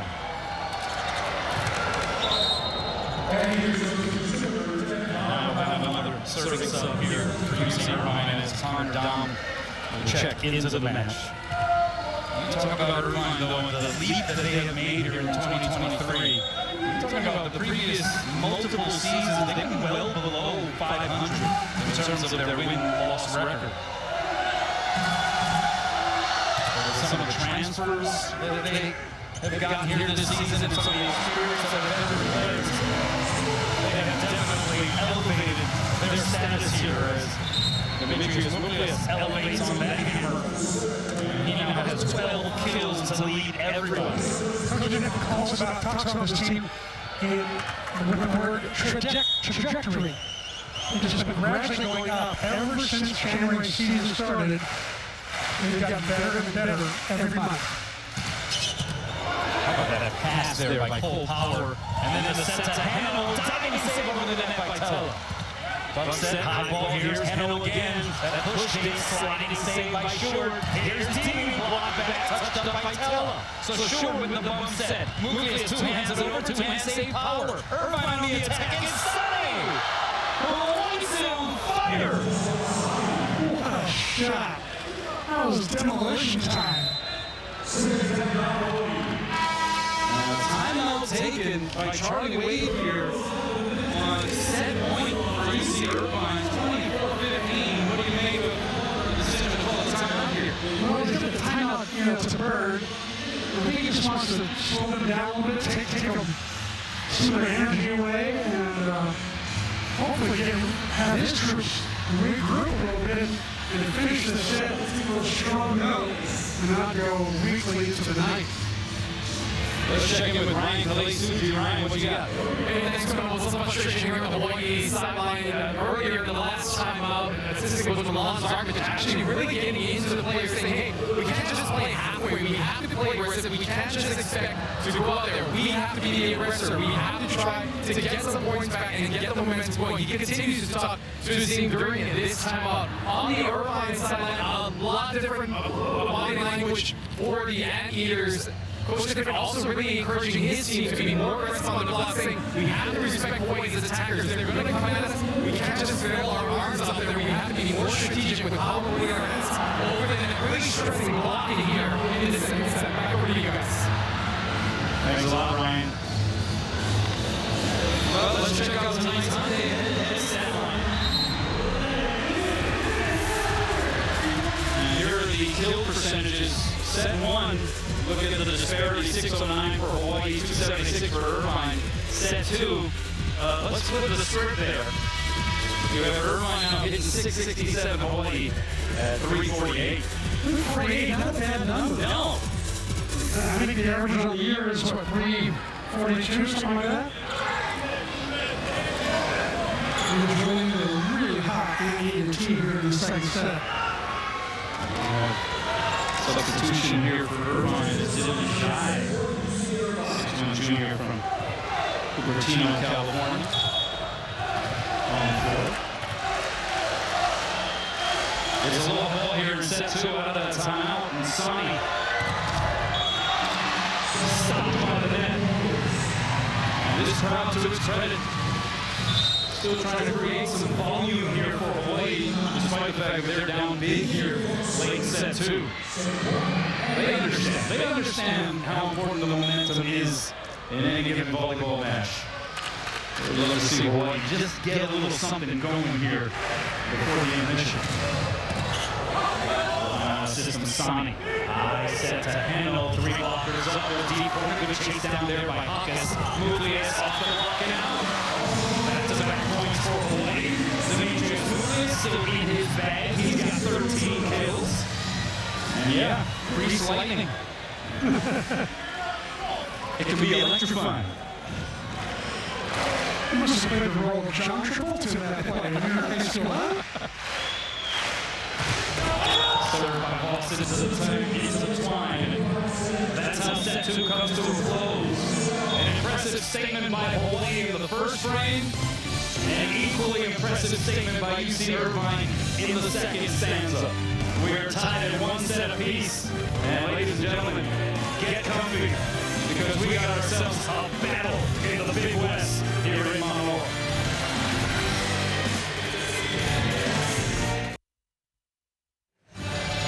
Welcome back inside Simplify Arena at Stanton Sheriff Center. Not enough at a set apiece. All the way in the opening set, and then all UCI in set number two.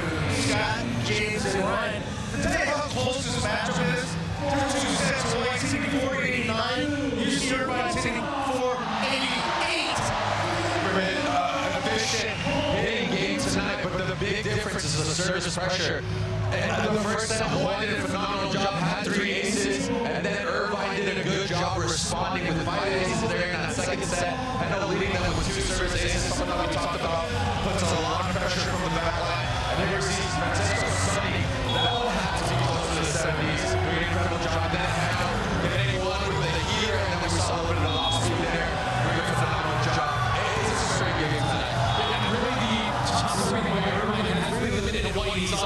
watches right now, Hawaii's middles, only 6 attack attempts for Hawaii's middles thus far. And coming into this match, Charlie Wade said that if there is a weakness that Irvine has, it might be in the middle, and that Hawaii wanted to aggressively run the middle. They're not really having that opportunity to do that because the serving is so tough that Hawaii's been out of the system. You know, one thing we also saw quite a bit in that second set was the tipping by UC Irvine, and it was really effective. Peno struggled there a little bit in that first set. Hawaii did a good job slowing him down. He wasn't too efficient with his hitting, but then super efficient there in the second set. Found the tip behind the block. We saw a couple of hot shots in the middle of the court. They received good service in the first set. He just doing a phenomenal job switching up and keeping Hawaii's defense on their toes. And really a very just different role to see a left-handed hitter on the left side. So one blockers is complementing each other. Hawaii, one player that has really come to play is Dimitri Houlis.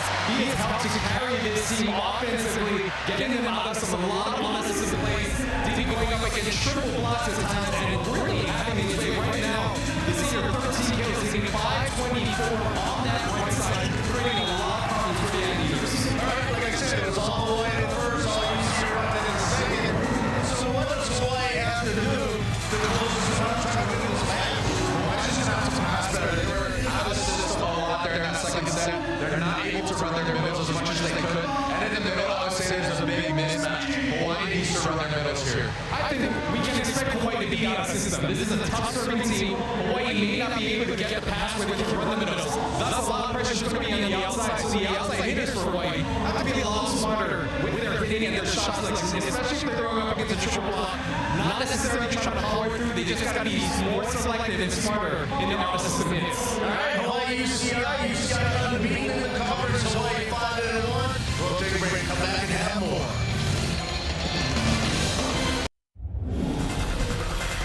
Welcome back here to the Pizza Hut match statistics. In CMAC, we talk about a tale of 2 sets, basically opposite mirror images of one another from set 2 and set 1. They really are. Look at the attempts, the kills, the errors, the hitting percentage. Really, really close in numbers. Blocks like all 3 of the blocks in the first set. And the digs are right out digging Hawaii. And you see the errors. Not many times you see Hawaii get out 8, but tonight, they're not 8 by Irvine. That's a good serving team. Yeah, I mean, that's what their reputation brings, right? And the other thing is Irvine found its rhythm offensively. They did not commit a hitting error in that second set. So, CMAC, how does Hawaii then respond to the response of the Anteaters? That's a great question. Well, let's hope Charlie Wade and Milan and Cornell had some magic words in the locker room the last 10 minutes. There's at least some magic here to turn things around because this Irvine team right now really playing some solid volleyball. Well-oiled machine. Yeah, it was amazing because Hawaii came out and they were fired up. You had the incredible anthem performance by young Kyra Hessebury, and she got maybe the biggest ovation for a national anthem and Hawaii performance that we've ever seen in this building. She was a consummate performer. You know, I'm pretty good at these things. I bet there are good things for her to be in her career going forward. I would agree. I'd turn a chair for her. Yeah. Bold prediction, would you say? A block there on the leader Henley's first swing of set 3. Pushes them through the Hawaii block that time. Now Hawk is trying to just add a little here. And this scramble sequence, Sonic times it through the block. Great dig along the back line there by Galloway. Here's Hawkins on the back set by Shore, dug up by Power. Outside, Hale blocked. And but Demetrius Mukas and Hawaii wins Hale lengthy. Opening point here in the third. 2 times Mukas got a block in that particular rally.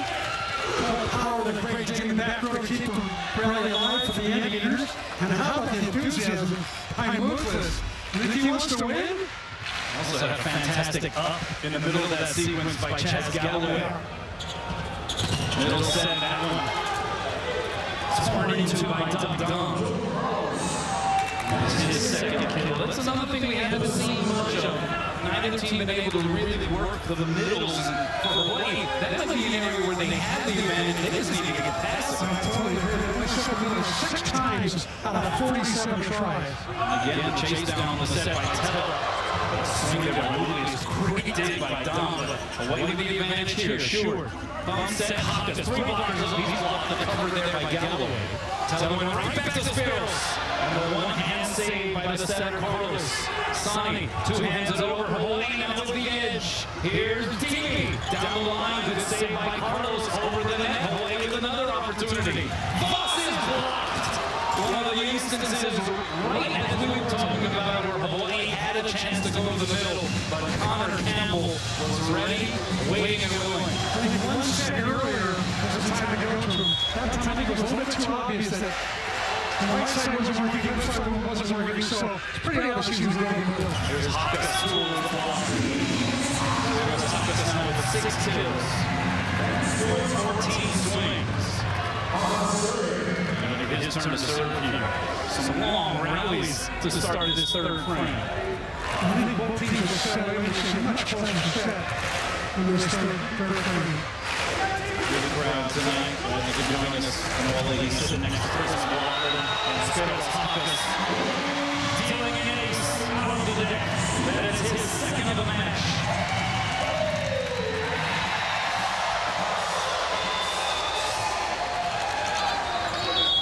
The ace sign should the people love to show those ace cards, don't they? Oh, they know they're going to get some airtime. That's right. More airtime than you like it. And that's really the motivation behind the signs. Takes the tape. Back roll set, it's killless. How about the night he's having? That's his 9th kill on 10 swings. No errors. Back roll quick, so effective. See Vossman with the middle, leaving an open gap there, open court, open net for Jealous. She made the most of it.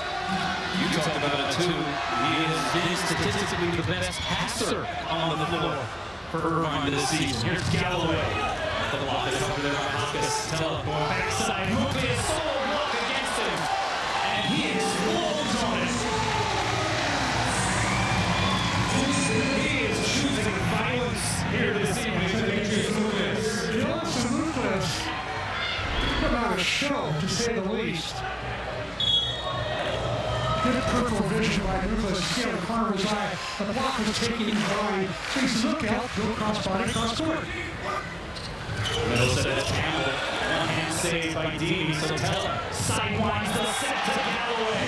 He was squared up to the mid and still delivers some guava jelly to his pin-hitter, Chad Galloway. Go figure out Jakob Tella. He's just never ceases to amaze. As you said, facing the net, setting sideways. Perfect set. 5 serving 3. Guilherme Voss. A little extra pepper on that serve that time. Outside it's held. And nobody's got hands on it. And it goes off for the locking out. So Heno now getting up to 7 kills. And it is his turn to serve. He really wasn't going to hit a negative all night long. He started out slow in the first set. In the negative category most of the time. Here is a crucial moment, I think, for Hawaii in this particular set. Getting out of his turn to O'Hara. 3 aces for Heno tonight. And I'm slowed down by the net. Diving pass over the net by Hoagland. Back row is Heno. Sometimes when you're that good of a server, you also get the benefit of the ricochet like Heno did right there on the net. Yeah. And they don't set him that back row quick that often. And when they do, he's run the connect to the team and ready for it. First team All Big West Conference selection last year, ABCA All-American honorable mention as a freshman a season ago, but he goes along with it, and that is a BB dodged by Hawaii. How is service ace per set numbers? Last year 0.5, this year almost 1.0. Doubled his production. Yeah, pretty amazing. Already entered this match 4th on the career aces list at UC Irvine. He's on the French ladies national team this summer. Got a lot of practice there.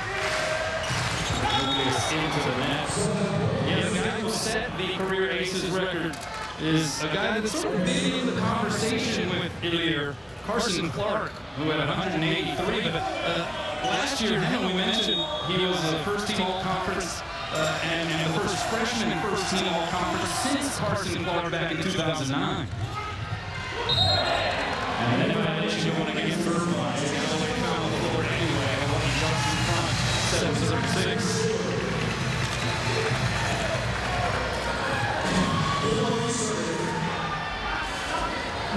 Still, UC Irvine passes this next ball up in the alley.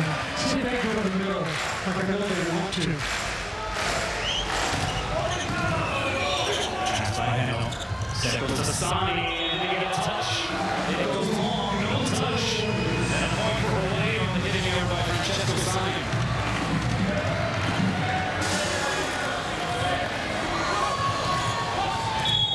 Tonight's going to be the magnum of the island at the arena, and fans are being encouraged to dress up like a character from the series Magnum of the Eye. As Gillis goes OTT on that block. And when I think of Magnum of the Eye, I don't know about you, C-Mac, I think of the original series with Tom Selleck playing the main character. And I would say Francesco Sani has an awfully great chance of winning tomorrow night. I would 100% Magnum of the Eye promotion. I agree. When Tom's watching, I think he would say the same thing. It's all in the stash. Able to get a set into the middle. Getting a pass that Tella can work with. And goes to the big fella. And smashes it. Have you thought about shaving the beard, possibly leaving the stash and being in the contest?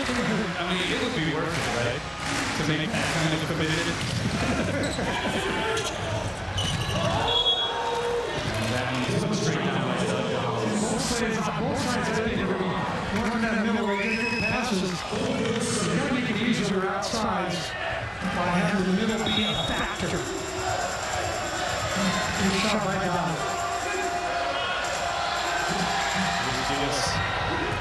Good serve, forcing the overpass. And then in the middle, set going to Don.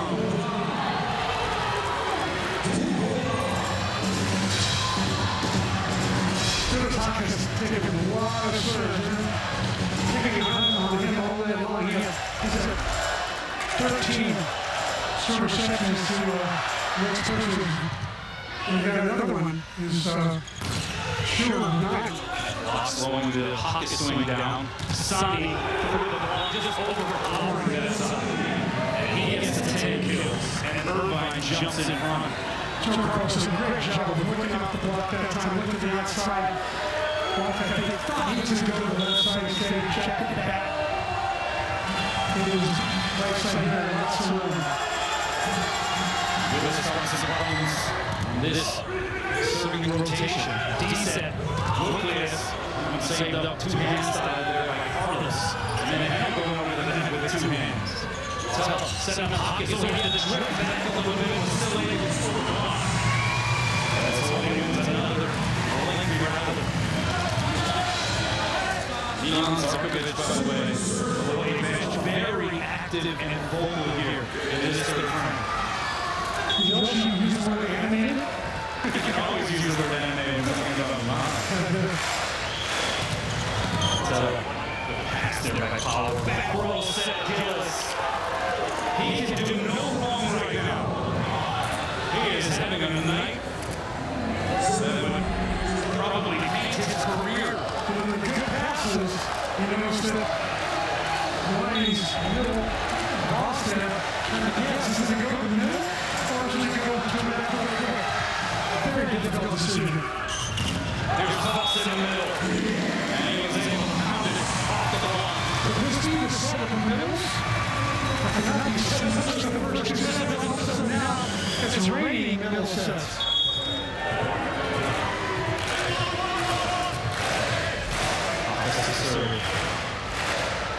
Two ways so far tonight. Make it three! And then Gillis over bowling pin style. Gillis, one of the best passers on the team, if not the best passer. Yes. We'll take some time to wipe perspiration off of the floor. Just wipe it off. Coach Nicholas, grab the towel. Let's start cleaning things up out there. We need another look at the three lightning sign after that serve there by Scribbles.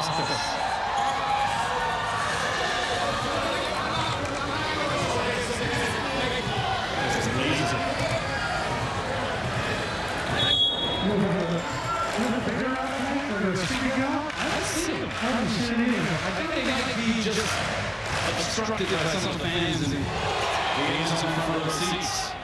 Here's Sonny, 2 blockers up, takes it over, sliding save, sure, D set to Hawkins, off the block, swiping save power, what a diving over the second time by Gibbs, we play on. Hawkins! Unleashes! Great scrambling by UCI. What a great finish in spectacular fashion. The backcourt players stop. And a timeout signaled by UC Irvine. Spills Hawkins brings some hammering heat from the service line and from behind the 3-meter line. Hawaii up 2 in the third. Welcome back.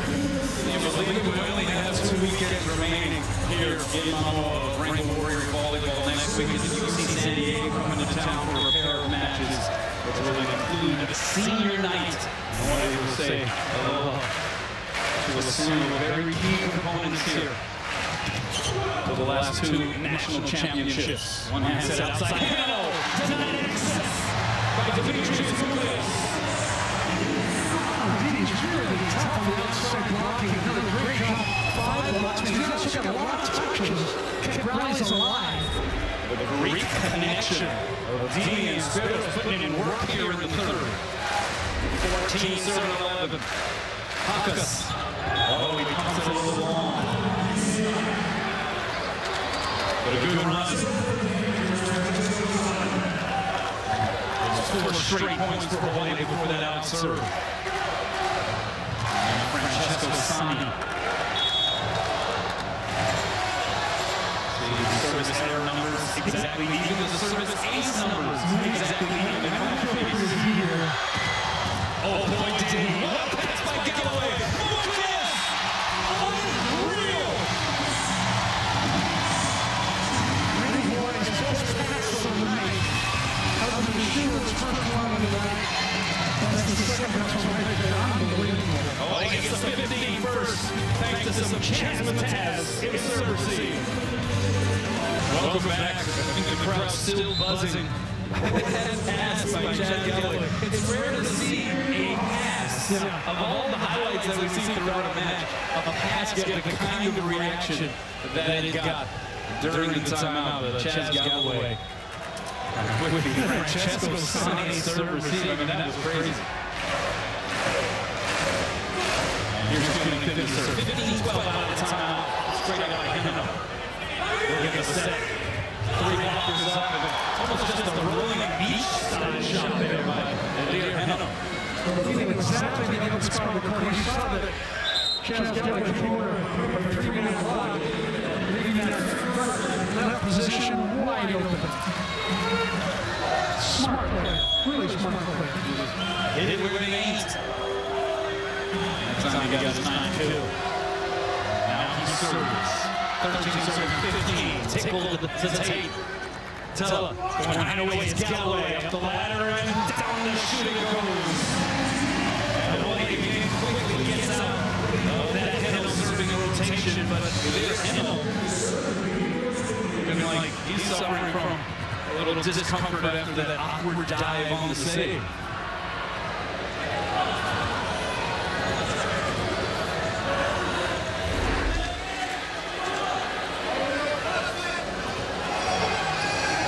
Oh, he's hitting it hard. Yeah, like just Maybe part of the hip bones, maybe. knock the wind out of himself. Yeah. A little diaphragm issue. 16 serving 13. There's Lucas. Pass by Gillis is a good one. Just a second to the side.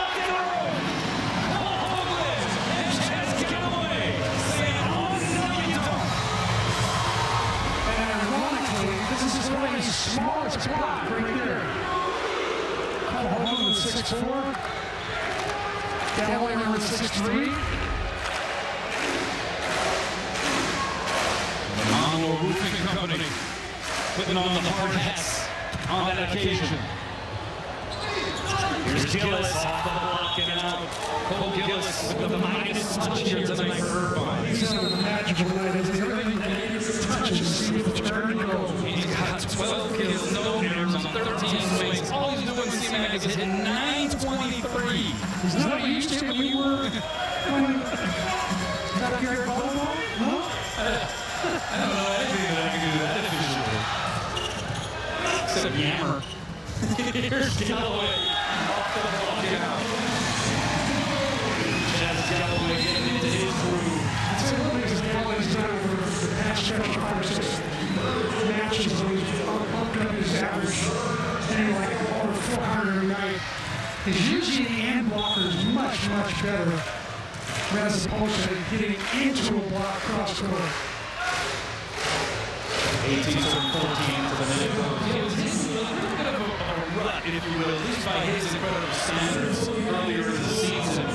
Charlie Wade telling us that he had a bit of a conversation, kind of maybe work through some things that Chaz was experiencing. He didn't necessarily suggest that that was the reason he got out of the court. They said that it was maybe just a contributing factor. And Chaz Galloway has been able to play just a lot more loosely here over the last stretch. Much freer, much more confident. And he's passing better too. Hitting better, passing better, hitting better. His pass on the Francesco Sani serve. Candidate for highlight of the night. Might be the player of the night.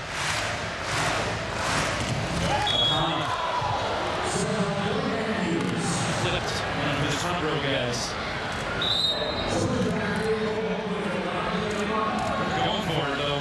He has to here. It seems to be the way this match is going. Whoever is honoring that advantage on the service line is getting that moment. Here's Gillis. Good serve. Hawkes goes to the other half of the free connection. He's trying to curl it in, but missed wide. So Ortiz just his third hitting error.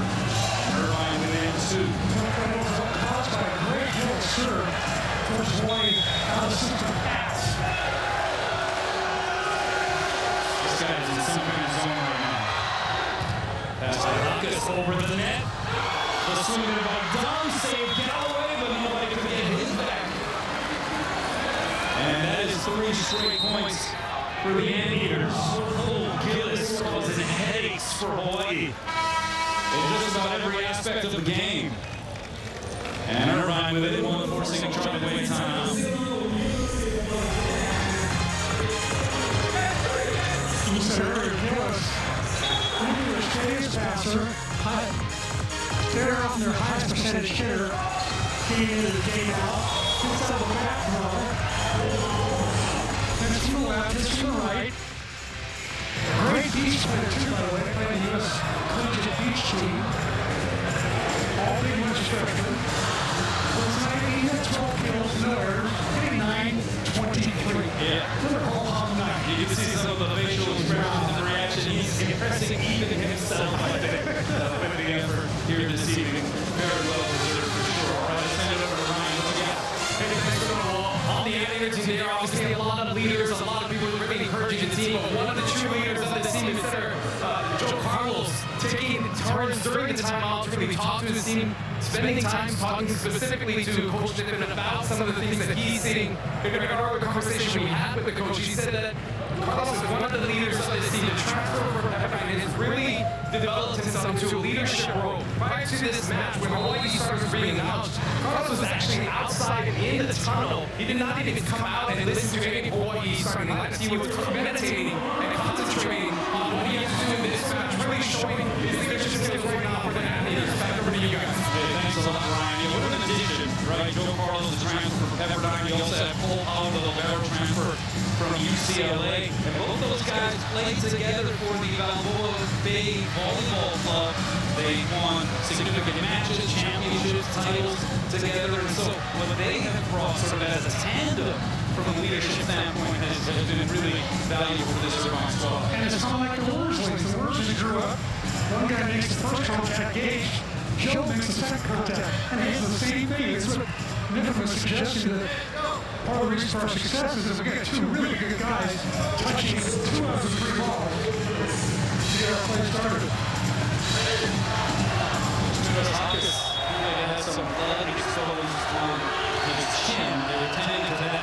Hence the delay after the timeout. Now gives us the serve. The pass by Galloway is a good one. Here's Hakas. Off the block. Played by Tell. So sure. High balls into Spiros. 3 blockers as a piece. Blocks the Mattel with the cover. Now moving from behind the line. Wrist away shot saved by Power. And then look at that. The no look behind the head put down by Amir Hanna. With his opposite hand. He hit with his right hand. He's a lefty with his right hand. He goes up. Puts it back. Wow. Cole gives us behind the line. 4 straight points here for Irvine. Tied for the 9th time in set 2. Voss in the middle. Oh, the Eagles running him too. They got 2 blockers up. They're anticipating. Voss saving the day. Clearly, Voss came through. That was awesome. I love it. G-Ball delivering that time. Here's Tell, 20 serving 19. Power with a beautiful pass. Behind the head, middle sickles to the Dom. That's a little pass from Power. Right on the money. Irvine can't get out of that rotation. And getting Tell off the service line. So here you go. Thought it was going to be a Big West battle. How about tied 1 set apiece? We're in the 3rd. It's a race to 5 at 20 all. Down 6 kills, nowhere. He's taking 750 on the night. Brother Cardon now in, and that's a serve.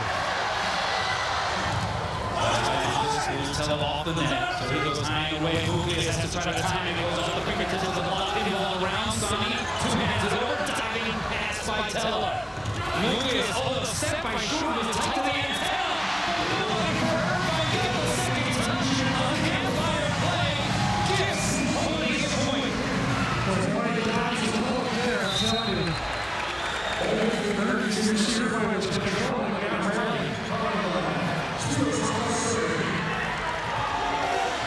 So Didi gets his 17 kills, hitting 452.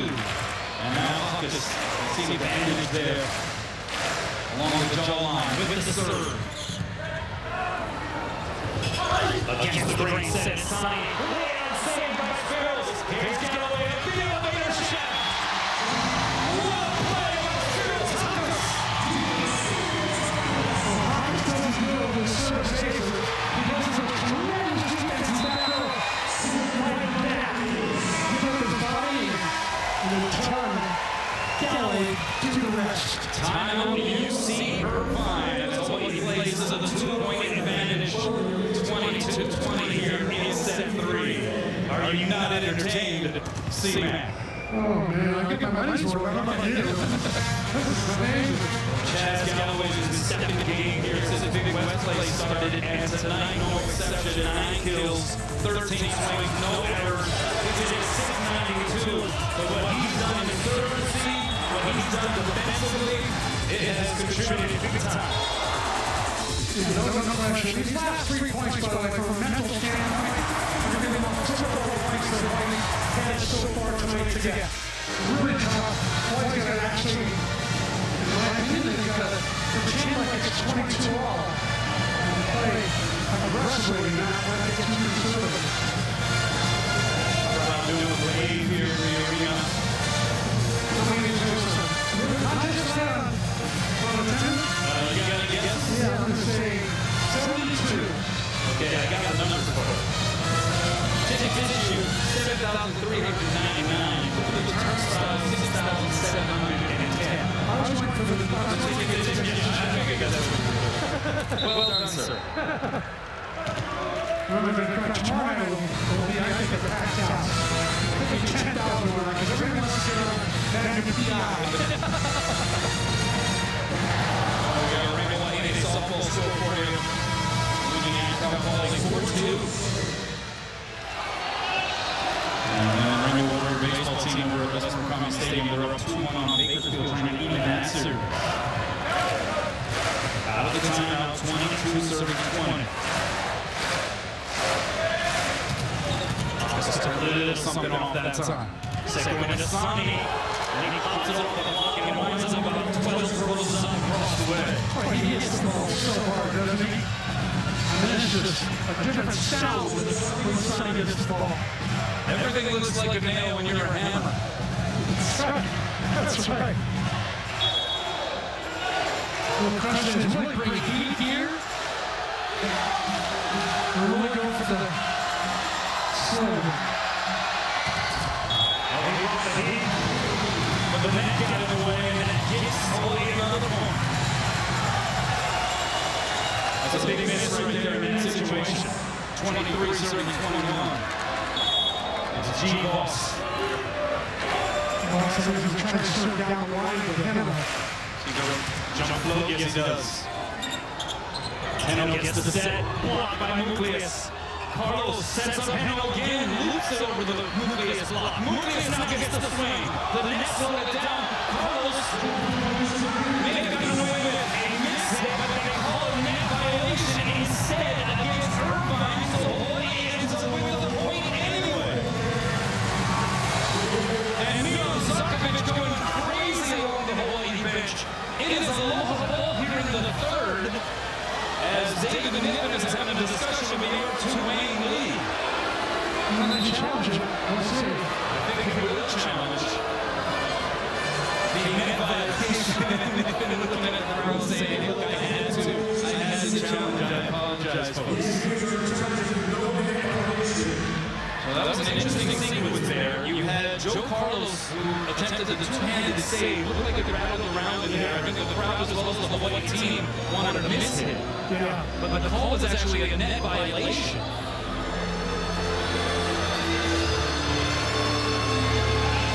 Let's see what happens. This is coming up right here, the hit by Davey. All hit the top of the tape. There's the awkward save by Carlos. Yeah. And yeah, that's hard to see. A net violation, which means they would have to replay the point if it gets reversed. And they will replay the point.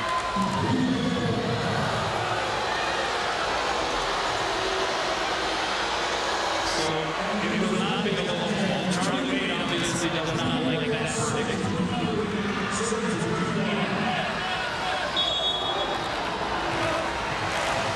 23 serving 21 again. Jump float, and then has it two hands, gets the set, the tip shot, the fingertips of Demetrius Nucleus out. How good is Hannah with this soft shot? And he is a great beach player as well, but I think maybe have a house of beach in his part, I'm sure. He is so deft, great purple vision, nice touch. Suddenly the guy did one sort of in this situation. Pass by Galloway, pops it straight up. Tell him, and he set up Chazzy from behind the line, locked. Covered there, one hand style by Owen. Here's Galloway again. Off the block, but it goes off of him before finding its way out. And a point for Irvine. Time out Hawai'i as we are even again.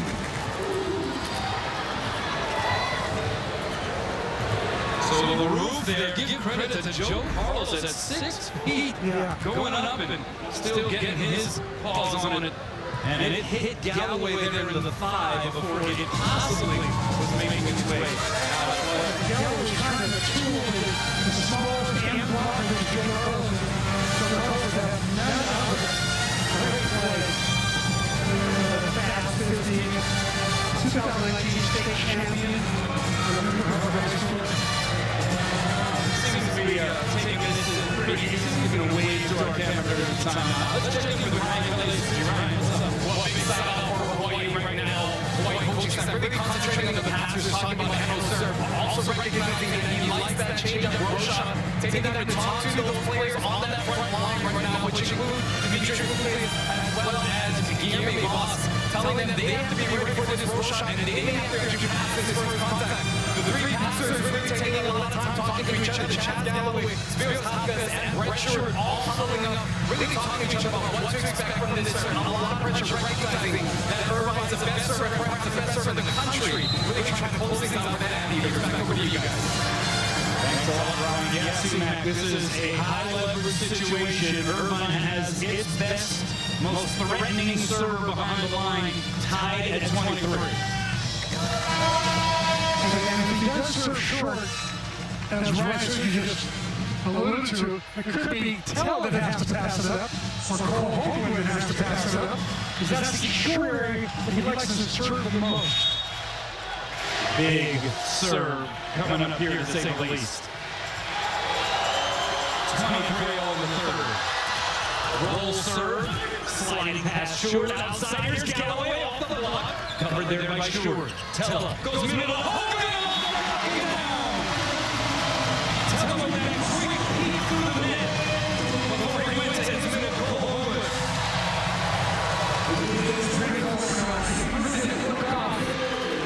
The other team's blocker. Hence, Hogan gets a one-on-one. Hitters love that. They're on their feet. Aloha ball in set 3. Here it comes from Dini. Pass by Gillis, tight to the net. Galloway couldn't smother it down. Save going along the net. Carlos takes a swing. Saved by Huckus. Tella, home 2. And Hawai'i goes up. 2 sets to 1. First time tonight.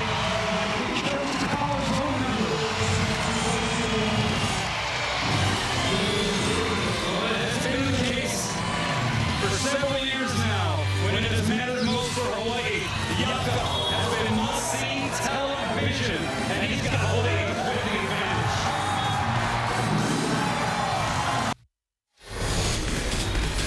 Welcome back, Yucca Tella, leading the nation in assists per set.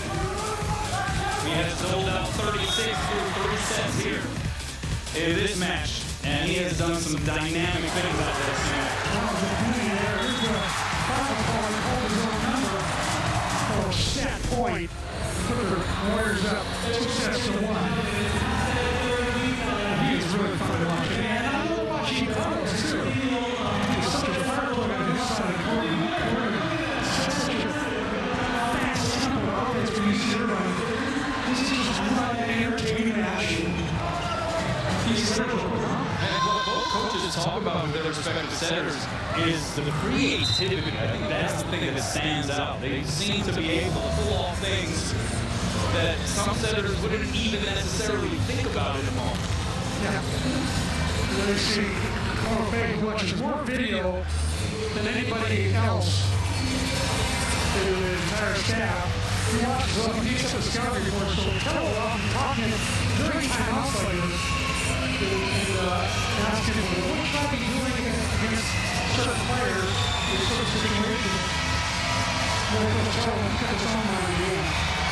Great to hear Charlie Wade talk about how it's going. It's just sort of fit right in with the staff as you take a look at Yucca's tops in the house, taking in the action. But Kumona Faye, who replaced Inez's Josh Walker, was a really good contributor to the staff and has taken a lot of responsibility. To hear Charlie Wade sort of sing those praises, I think that's something very cool. And James on stuff the other. Who's never one to relent from a photo op. 2 former teammates used to play together.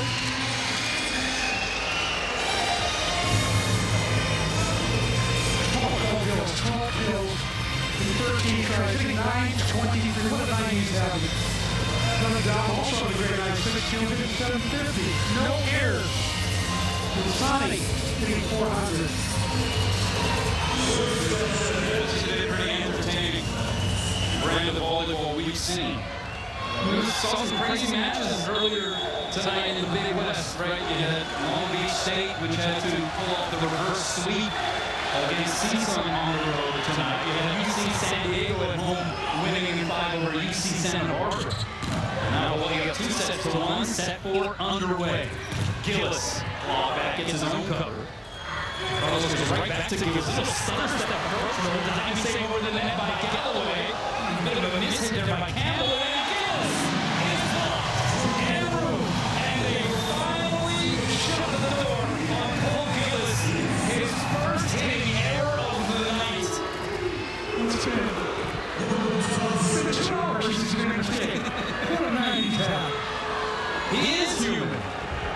Kinda. Let's see. Tell on the serve. It's Tino. Gets Irvine on the board here. Gets set home.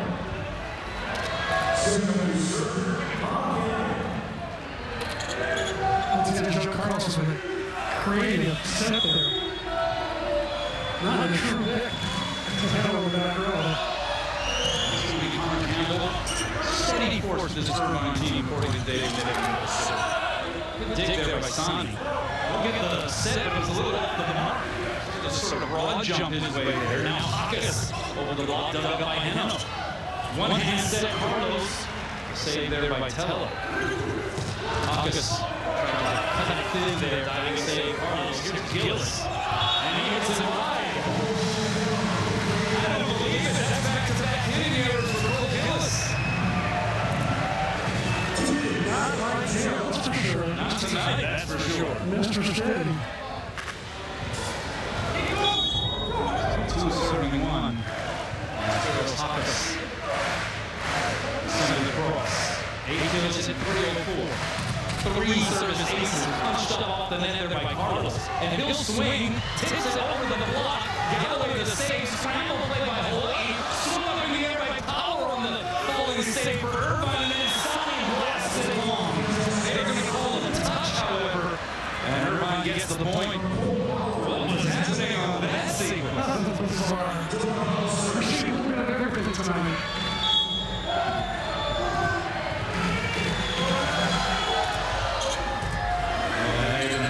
Played by Hawkes, middle set, Voss, and saved by Gillis. The bump set, Power to Sonny. And he overpowers the Hawai'i block.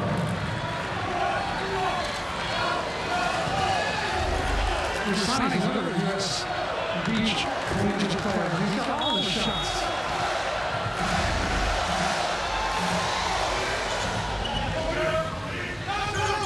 Tello's backside is deep. He's able to push. Interesting serve there by Carlos, really forcing Hawkes to make a decision, almost straddling the far sideline. Both teams strategically and tactically set good strategy. 18 kills now for Deep. Carlos was a quick middle and dumped down there by Doug. We've seen more tip shots, digs, and push digs tonight than I think in any other match all season. We continue to have an arrows tonight. Gillis, and he sends it out from the service line. So coming back to the mean just a little bit here in set 3. Gillis. Third service error on the night.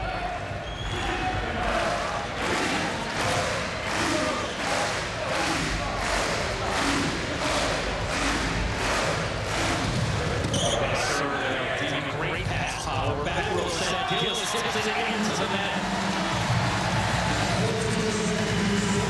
Away against point. Power, great pass. Lucas brought the heat that time. Power popped it right up.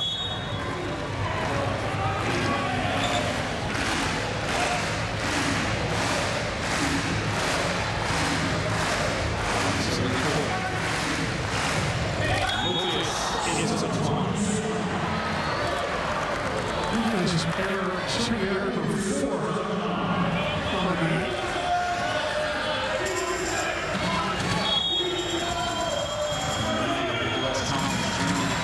To be held at Reverb Center.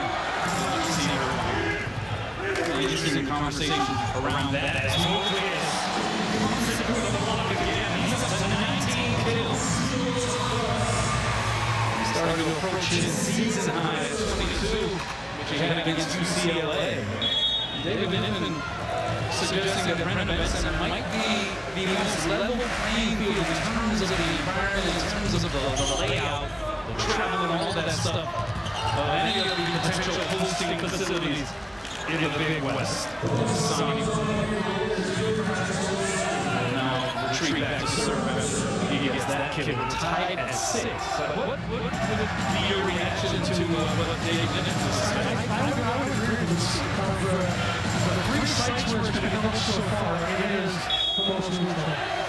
Meaning in Orange County there, I think there's a lot of Hawaii fans in Orange County.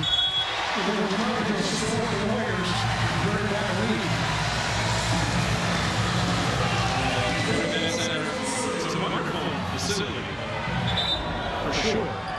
I think what he might be referring to is obviously having the rest of the conference travel out to Hawaii. That adds a layer of difficulty and something that isn't necessarily the optimal conditions for visiting teams. And then playing Walter Pyramid at Long Beach State, just that crowd, that environment, some of the sightlines in there. So he's probably onto something as far as the representation of Brent Event Center. That one put down by Con Campbell.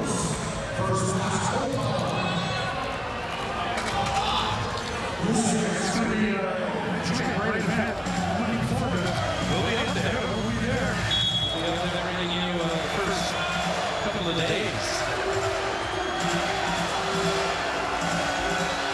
Tonight, the 21st year of Veterans Sports Championship is the 22nd. That's going to be a touch and thus an ace for Hanno.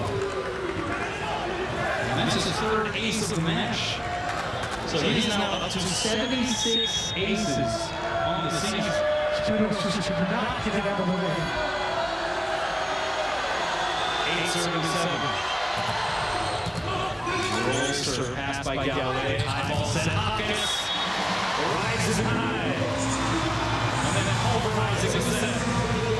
No signs of that ankle that he had versus there for a couple weekends. Started to look good last week against Santa Barbara. Tonight also elevating quite well, showing those signs of injury. Carlos settled tight to the net. Gillis says there's nothing he can do. They need 3 blockers over Hawaii. Gillis was at a big time this match. So give Hawaii another block. They're up to 9 total team blocks here in this match, compared to 3 for Irvine. 9 serving 8.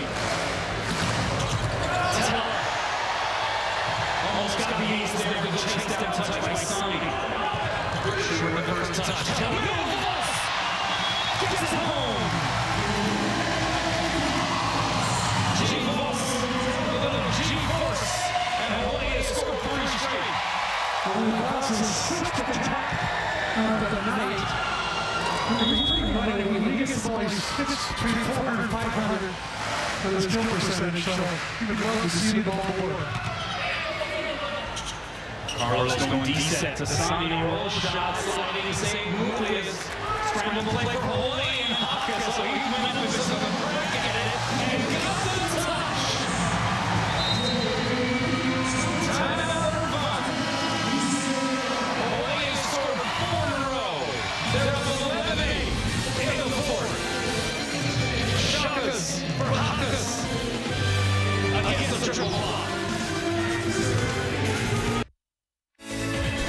Welcome back. Other action in the Big West Conference. We mentioned Long Beach State having to go reverse sweep against CSUN on the road, and then UC San Diego winning in 5 over UCSB. So the updated standings.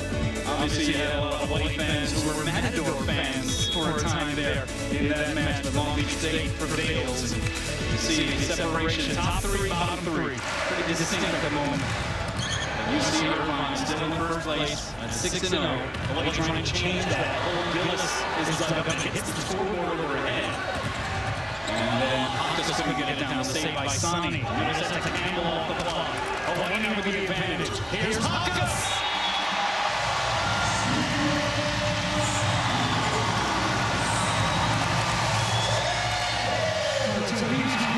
He's stronger as the night goes on. Just touch up from the great dig by Brett Stewart. Keep that rally alive.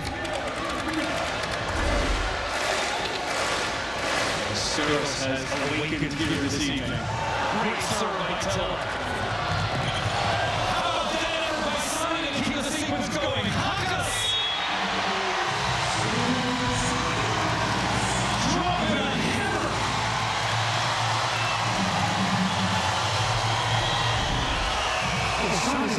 tremendous. He almost gets this in the drop for a kill.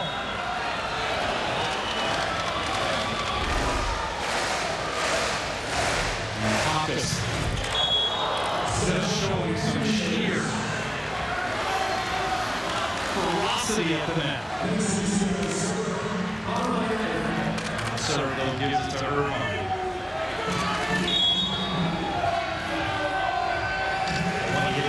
5:38 here in set 4 compared to 1:11 for Irvine. Mulius off the block, and it's going to be a net violation against the Carlos Manton looks to be okay though.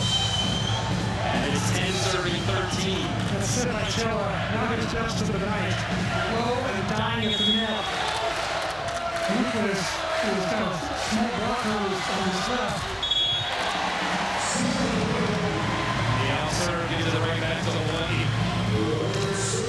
You talk about Demetrius Mulius. He has 6 blocks to go along with his 19 kills, and the 6 blocks. That's a new career record. Demetrius Mulius.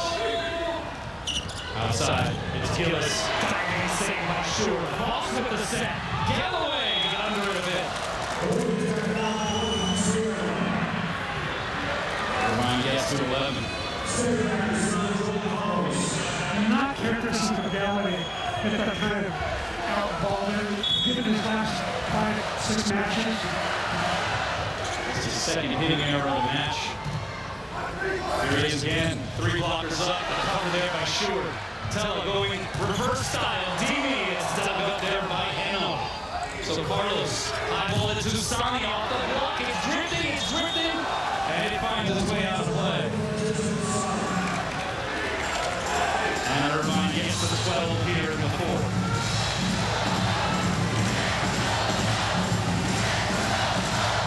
Francesco Sani now up to 15 kills. And that serve by Carlos causing some trouble for Hawaii. Muglias, tough angle. But he hands off Carlos and gets Hawaii to 15 first in the 4th. Rainbow Warriors up 2-1. Timeout on the floor. Welcome back. We mentioned the Big West Men's Volleyball Tournament in Irvine, April 20th through the 22nd. Quarterfinal round and semifinal round in their entirety on Spectrum Sports. So 20th and 21st, all of that coverage we will bring to you. We look forward to it. It should be a doozy, as it tends to be year after year. 15 serving 12. Hawaii up 2 sets to 1 in the 4th with the team on film. Whippings!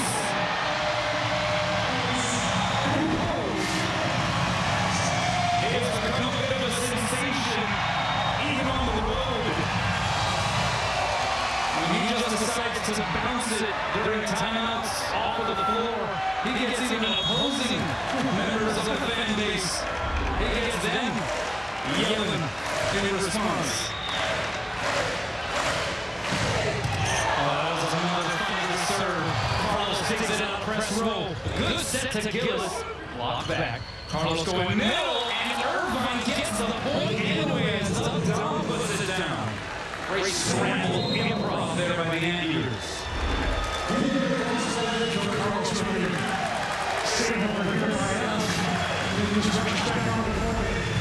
Deliver a really beautiful quick set in the middle. 13 serving 16. Good pass that time by Hawkins. It's hung in the middle. You can feel that coming. Based on the pinpoint accurate pass by Kudos Hawkins.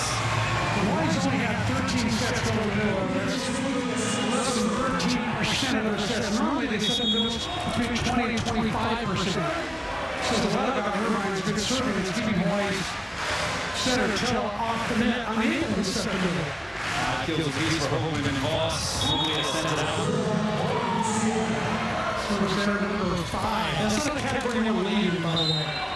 His lead, all Warriors, 5. That's all right. He has lifted the team to some other areas, that's for sure. True. And Sadi's also got 5. That's about.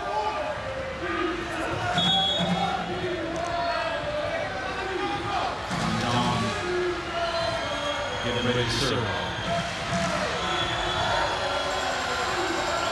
Taking his time here. 14-17.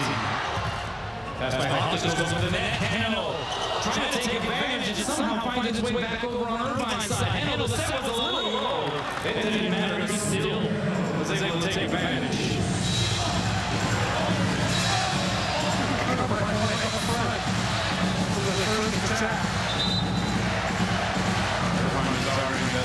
There was a lift on the Hawai'i side that allowed that sequence to extend. Either way, Handle gets the kill. He's now up to 12.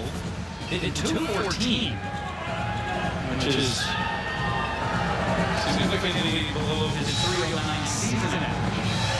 He has to find himself out of the hole here early in this match. He has done that. Negative from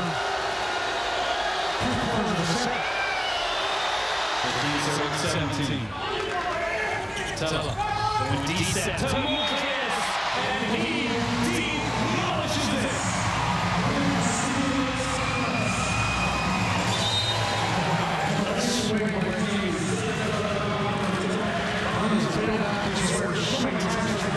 Counted 21 times, hitting 447 with 2 blockers up most of the time. And he's got 6 blocks. One off the season high. Carlos going backside to Sonny. Oh, the set was a little behind him. Advantage Hawaii. Here's Hakas. Oh, that's slowed down by the Francesco Sonny block. He gets the set from power through the block, and Galloway couldn't quite conjure up the save. Galloway's in the right spot. Block was well formed. Sonny just went OTT. And hard as he usually does. Yeah, 68 kills and 464 Francesco Sonny. And he's behind the service line. He's going to bring some heat here. He does. Diving past Short. It was a pretty good one. Dini blocked back one hand, covered Galloway. Bump set Short to Hawkins. Dug by Hill. He runs around the ball through the scoreboard area and pulls down the Irvine side for a point.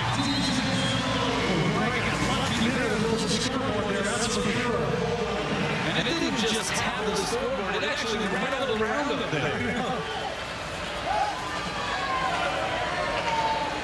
So Hawaii, the beneficiary of several different caroms. And now from the Akana, in and back to serve. 19 serving 16 in the fourth. He does. Pulls Carlos off the net. Dizek goes to Sonny. Roll shot block.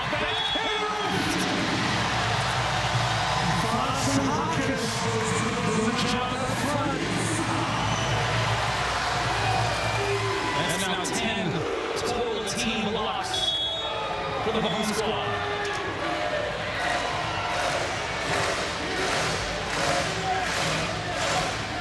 Serving 16. Pass that time by Heno. One hand set goes to Heno, and he throws it down with 2 hands. It was less of a set and a kill and more of an alley-oop pass. Now he's back to serve.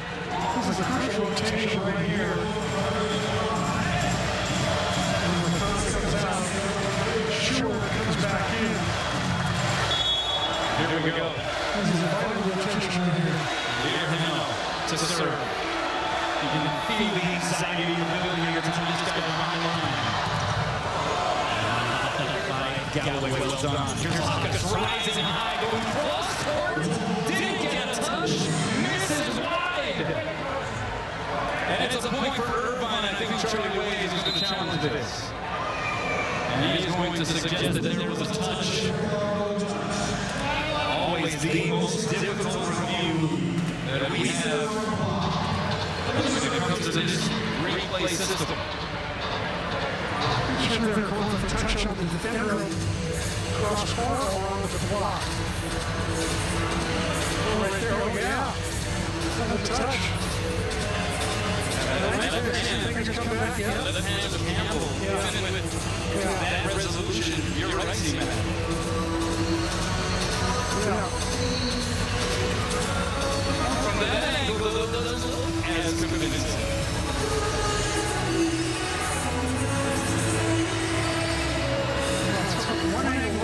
touch it, and then it looked like you didn't touch it. Go figure. Let's flip a coin. Yeah, there you go.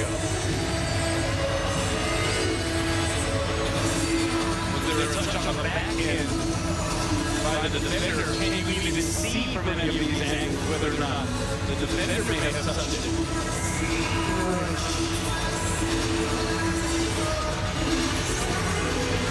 This is a big call right here.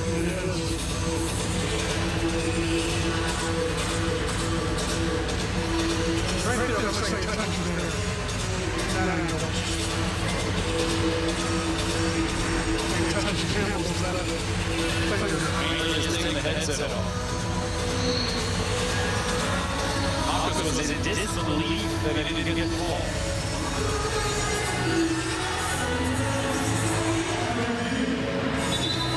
And they call it touch. It goes from 18 serving 20 to 21 serving 17 in the fourth. That's huge.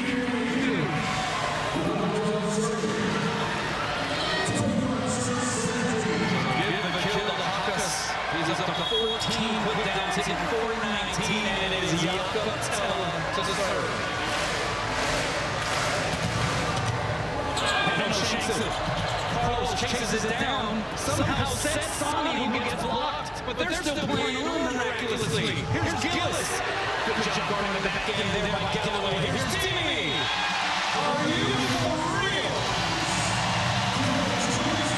Really, on both sides. Carlos making a spectacular play to get the bump set to the right side of the court, by the way, outside the court. Hawaii somehow manages to keep this in play. Tella, as usual, delivering money to Lucas. 22 serving 17. Carlos has to chase it down. Goes high ball to Gillis. Through the block. Tella with his own save. Here's Lucas. Done up by Sonny. So Carlos goes back to Francesco, tries to power it through the block, and he successfully does. Holy moly, does this guy drop bombs. Tella wasn't playing that back right position. He's coming up for, I guess, a tip shot or something. But that back right should have been Tella. He's playing for the cross-court. 18 serving 22. Turner into the serve. Here's Dini. Off the handle, it comes towards us. How about that save by Carlos? He was sitting on press row. Middleton Voss came on to run another save. Carlos to hand over a free check for Hawai'i. Tella to Voss. And he's going to be called from the left. And Irvine is going to get the point.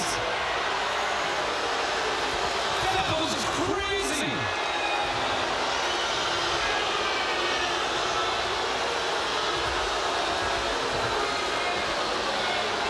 And Charlie Wade is talking to Joe Carlos.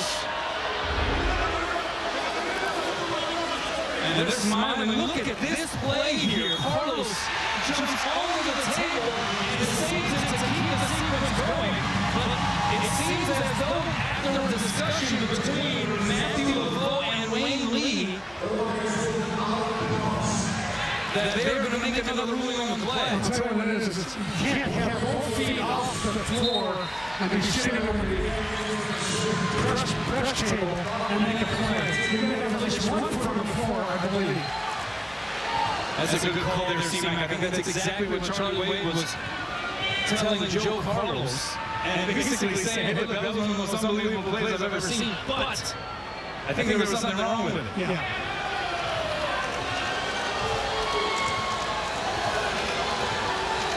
So David Niven awaiting further explanation. So let's take a look. So he's jumping on top of the table. He's sitting on the table. And so it wasn't as though he was mid-jump, but you can have your feet off of the floor if you are in the act of jumping towards the ball. Because he had lifted his feet on and was sitting on the table, I think that might be the distinction. Exactly. If they challenge him, it'll be clear to show that he was sitting on the table to make that play. A couple of great plays like chases down bad passes. There you go. Finds us sits on the table and makes a play.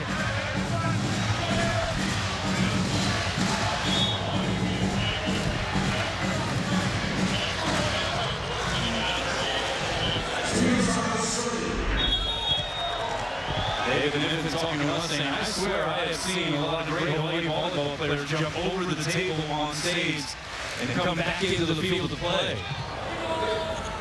Carlos goes middle. Now it's handled by Don. I think people that saw do that, and they had to play before they jumped over. They didn't jump while they were in the act of jumping as opposed to propping themselves up on the table.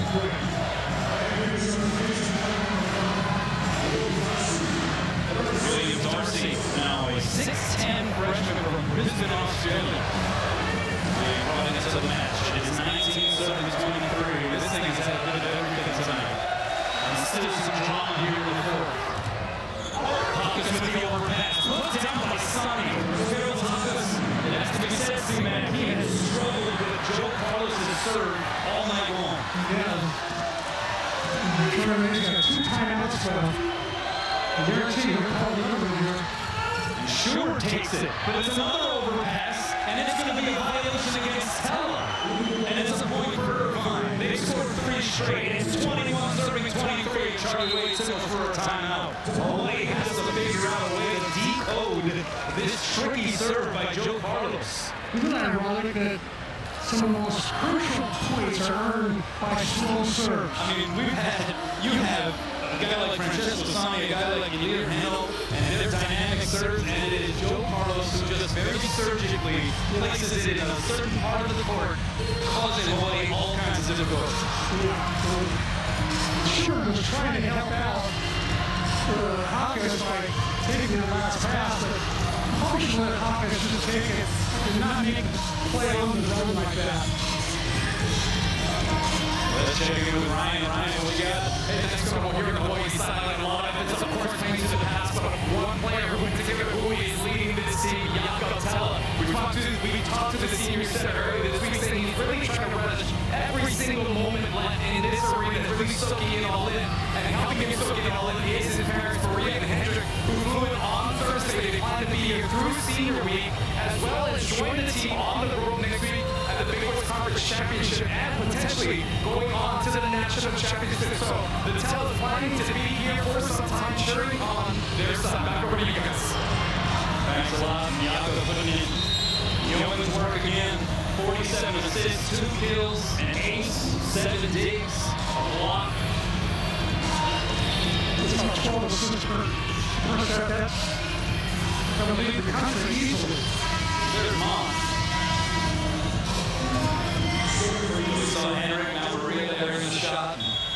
Speaking of some performances on an individual level, Demetrius Williams, 23 kills, season high, 6 blocks, career high. And Hawaii able to convert that time on the Carlos serve. Voss gets it down, and they rise here at Simplify Arena at Stan Sheriff Center. Take a few moments away, perspiration off the floor. It is a long ball for the match. Guilherme Voss to serve. Hawaii trying to deliver Irvine its first loss in Big West Conference play.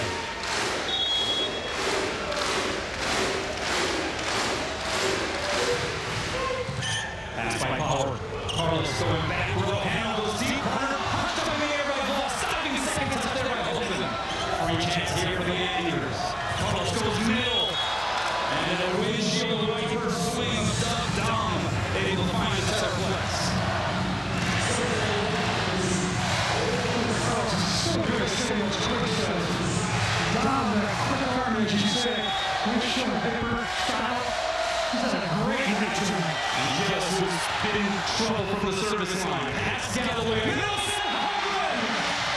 Bounces it off the floor. And this one is Powell. Hawaii gives UC Irvine its first loss in Big West play. And there is now a three-way tie for first place in the league. I think it's going to be even better tomorrow. The UC team will go back to the drawing board, shore up some weaknesses, watch a lot of film, and night number 2 will be dynamite. Hawaii in its 4th 6 for UC Irvine, but a big differential for the blocking category. Hawaii had 10 total team blocks compared to 3 for the Anteaters. And how about the service aces? UC Irvine, a team reputed to be one of the best in the business when it comes to scoring from the service line. 6 aces, Hawaii also 6 aces. Bank of Hawaii presents the players of the match. Take a look. For Irvine, Francesco Sani, 19 kills, hit 455, 4 digs, and a service ace. And Demetrius Muglias, how he lifted his team here this evening. Where would they have been without his exploits? A season high 23 kills, hit 452, a career high 6 blocks to go along with 3 digs. He just bailed out Hawaii. Time after time after Hawaii would pass the ball poorly and get a desperate setup to D, and he would convert time and time again. He definitely deserved to be player of the game, that's for sure. Hawaii gets its 12th straight victory going back to 2018 against UC Irvine. Let's send it over to Scott Ross. He's with the winning head coach. Coach, congratulations. That was some high-level volleyball tonight. Thoroughly entertaining. Yeah, it really was. That's a really good team. You know, I've said from the jump that they're as good as any team in the country. So nice to go in tonight and a hard-fought battle for sure. Everyone likes to talk about offense, but I thought your defense, your blocking, everything was pretty good tonight. Yeah, we're kind of at that time of year where I don't really look at the stats all much. You can see what's happening on the court, but certainly our defensive effort was good. You like that. And of course the Greeks. I mean, Mukulas and Hakas, they were terrific. Yeah, it's nice when you start getting Chefs having a nice night. And then we get better production from all 3 pins, for sure. What do you expect tomorrow night? Another battle. Same thing. Yeah, for sure. No doubt. Thanks, Scott. Thanks a lot. Good luck. All right, thanks a lot, Scott C-Mac. I'll give you the final word here. I'm looking forward to tomorrow night. With there's so much at stake tomorrow night, in my opinion. You've got to finish top 2 in the league to get that bye. To win, to play 3 nights in a row in the league tournament and try to get that NC2A bid is really, really hard. So important for Hawaii to finish either at the top of the league or in second place. They took a giant step tonight toward securing a spot in the top 2. Because next week, remember, UC Irvine's got to go play Long Beach. But it took, and certainly credit to all the pin hitters for Hawaii, but it took a particularly Herculean effort on the part of Demetrius Muglias to get Hawaii through tonight in 4. What's it going to take, in your opinion, tomorrow night? This is take better passes, in my opinion, because Didi can't be bailing them out all the time. Middle's got to get more involved, and more sets in the middle, but it will make a big difference. Well, that will do it for us. Don't forget about the post-game show. This was another doozy of a victory for the Rainbow Warriors as they take down UC Irvine in 4 sets. For now, for Chris McLaughlin, I'm Canola Lady. Until tomorrow, everybody, we bid you aloha from Mano. The best of the Big West Converge in Irvine, California to crown a champion. It's the Big West Conference Men's Volleyball Tournament, April 20th and 21st, only on Spectrum Sports. Highlights Hawaii UCI night number 1. We start off with the Manoa Roofing Company in Hawaii brought the hammer and the nail to this one. 10 total blocks. They outlocked UCI 10-3. The leader with 6. We'll give you Muglias for Vaughn 3 for Hakas. How about the serving? We talked a lot about that on game on the UCI serving. They were pretty good. 6 service aces, a dozen service errors, 3 more service aces for the leader in the United States of America in college volleyball. And that's Haley at 3 service aces. How about Francesco Sani? So effective all night long. Sani led the way for the Anteaters. 19 kills, hit 455. He contributed to service aces as well, and he had 4 digs. But the story for Hawaii, Didi Muglias on the left side. Then the opposite hitter for Hawaii had 23 kills, led both sides in that category. He hit 452, and we mentioned he also contributed 6 blocks for UH as Hawaii was able to win in 4 and now find themselves in a 3-way tie atop the Big West Conference. From Spectrum Sports, it's the Hawaii Honda Dealers post-game show. Hi, everybody. Thanks for staying sticking around, Scott. James Ryan, Hawaii wins it in 4 over a very tough UC Irvine team. I mean, after the second set, I had no idea what to expect. I mean, Hawaii rolled in the first, UCI rolled in the second, but Hawaii was able to take care of business in 3 and 4. They could have just talked about what NCAA volleyball is this year. It could be anyone's night. It could be anyone's set at any given moment. Hawaii was definitely the more dominant team. They separated themselves when it came to blocking. They did a good job shutting down Hendo. Hendo's one of Irvine's very big hitters, and they did an incredible job stopping him because blocking him all night with 6 blocks. He struggled a little bit to score, but the serving was a tell of both sides tonight. It was incredible serving both sides. I think one of the tests for Hawaii was how they fare against the physicality of this Irvine team. I mean, when you look at the pins, they are just big and physical, recognizing that Hawaii's hitters will be going up against stronger blocks. And so one of the nice things I think for Hawaii fans is to see how Hawaii adapted. The outside hitters made changes to their offense and how they were hitting. We saw Spiro starting to heat it up in set number 4, going sharp cross court multiple times and really getting that angle down after going line as we see Jakob being greeted by his mother who's also in town. But here, look at some of the highlights who really came on towards the end of the set and finished with a solid night with 14 kills and 419. You know what I like, James, also is that Hawaii came out with a lot of energy tonight, right from the beginning.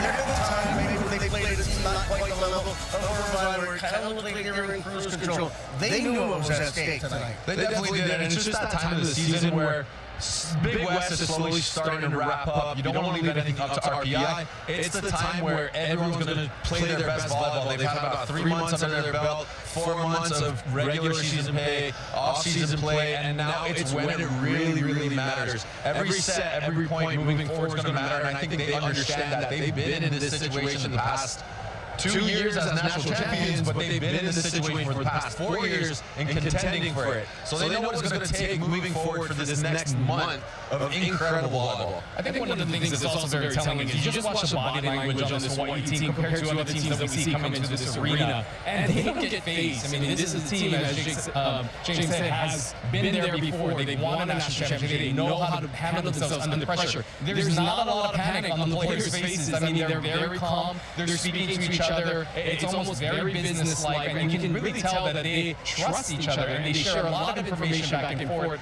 But I think really Hawaii fans are going to miss Jakob Tela.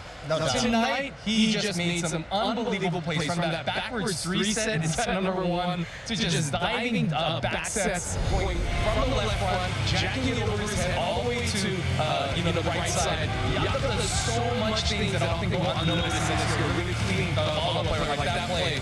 He just makes it look so easy. How much do you think the factor is that he feels healthy right now? It's definitely huge. I mean, when you're feeling good, you're going to play a lot better than when you're a little bit worried about some aches and pains. And I mean, the big thing is, in a game-like situation, often you don't think about it, but Jakob looks healthy. He's getting to certain balls that he may have been struggling a couple months ago. It's super fun to see him back and healthy. And on the net, I mean, you can't take it for granted.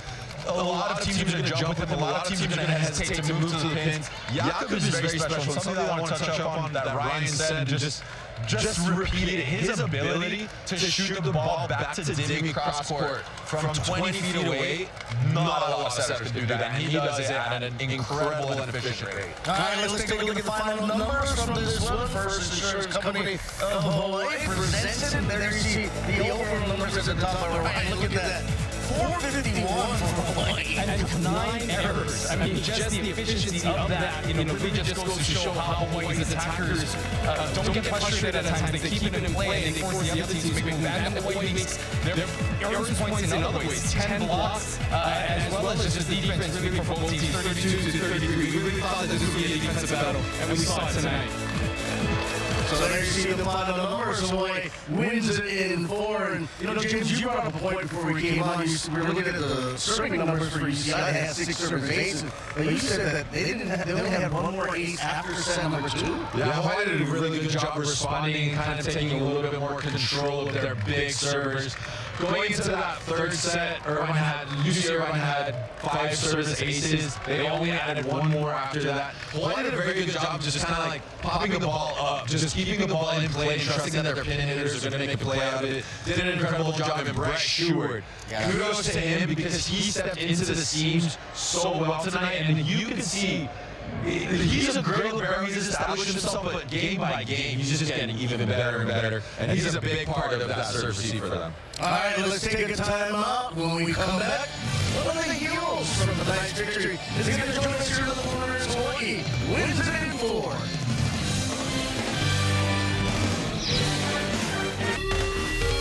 Welcome back to the Hawaii Honda Dealers post-game show. There you see the final numbers as David Muklius and company roll to a 4-set victory over the Anteaters of UC Irvine. David now joins us here in the corner. First off, congratulations, 23 kills tonight. It feels like you guys, now that it's rolled into the month of April, have kind of turned it up a notch, realizing that the end is not too far away. I mean, yeah, that was our goal since the beginning of the season. We did not play well at the beginning. And our goal is to play our best when it matters the most. And that's what we're doing, that's what we're going to keep doing, and we're going to try to get better. Yeah, because you guys came out hot tonight. I mean, you guys came out focused and really, you knew what was at hand. Yeah, that is true. And Irvine is a really good team with many weapons. But yeah, we play good. Talk to us a little bit about your serving strategy moving forward, because it just looks like at the beginning of the year, it maybe was a little bit more on the safe side, but lately you've just been bombing it from the back. Talk to us a little bit about what goes through your head, before you serve, and a little bit of like the strategy, because I've seen the switch up. You're coming out with a lot more heat. Yeah, first of all, today I think it was a good serving night for me. But yeah, this year I just tried to be more aggressive. And we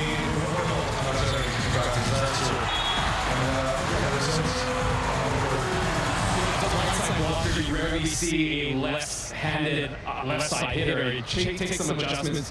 What was that like facing him? What were you doing differently, knowing that you're going against a power hitter like Ken, who's a left-handed hitter, and that's your blocking assignment? Yes, it is very difficult, to be honest. Left side outside hitters. It's really difficult. It's really tricky because they like hitting on the line, so you got to adjust, but on the other side I can cut it in the hard cross. We had a great scouting report with Coach Bono, and we're going to watch some film and try to do the same tomorrow. You only have 3 more matches here at the Stan Sheriff's in your career, right? You're going to move on after the season. Have you thought about that at all yet? Try not to. Just remind me today. I told you this. Don't talk to me about it. I don't want to think about it. It makes me sad. What are you going to do after that? I mean, I'm sure you're going to keep playing, but do you have any idea where you're going to go? I'm not sure where, but I'll play differently. Last couple of months here, playing with this incredible team, just talk to us about the growth and the experience. I mean, it must have been a little bit hard to be away for 1 year, that COVID year you stayed in Greece, rehabbing your ankle. Your journey here wasn't the easiest, but just talk to us a little bit about what it's been playing at Hawaii. That is true, my journey was not easy at all, but I came back more focused and more determined to, play my best and prove myself to all these people. And thankfully I have all these great teammates and coaches that help me do that, and we keep doing it. Well, congratulations, Jimmy. Terrific night tonight by you and the rest of your teammates. We'll see you back out there tomorrow night. Thank you very much. All right, Jimmy Muklius, our guest here in the quarters. He and Hawaii defeat UC Irvine in 4 here in Montreal.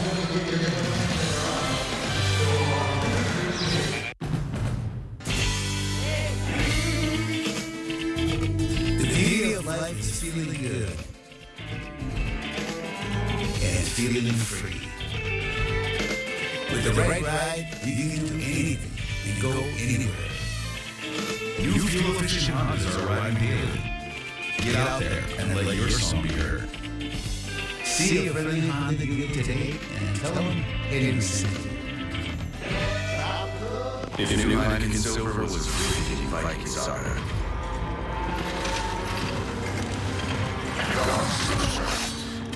They tortured my first boy and stole my second favorite guns. Now he wants to marry my daughter.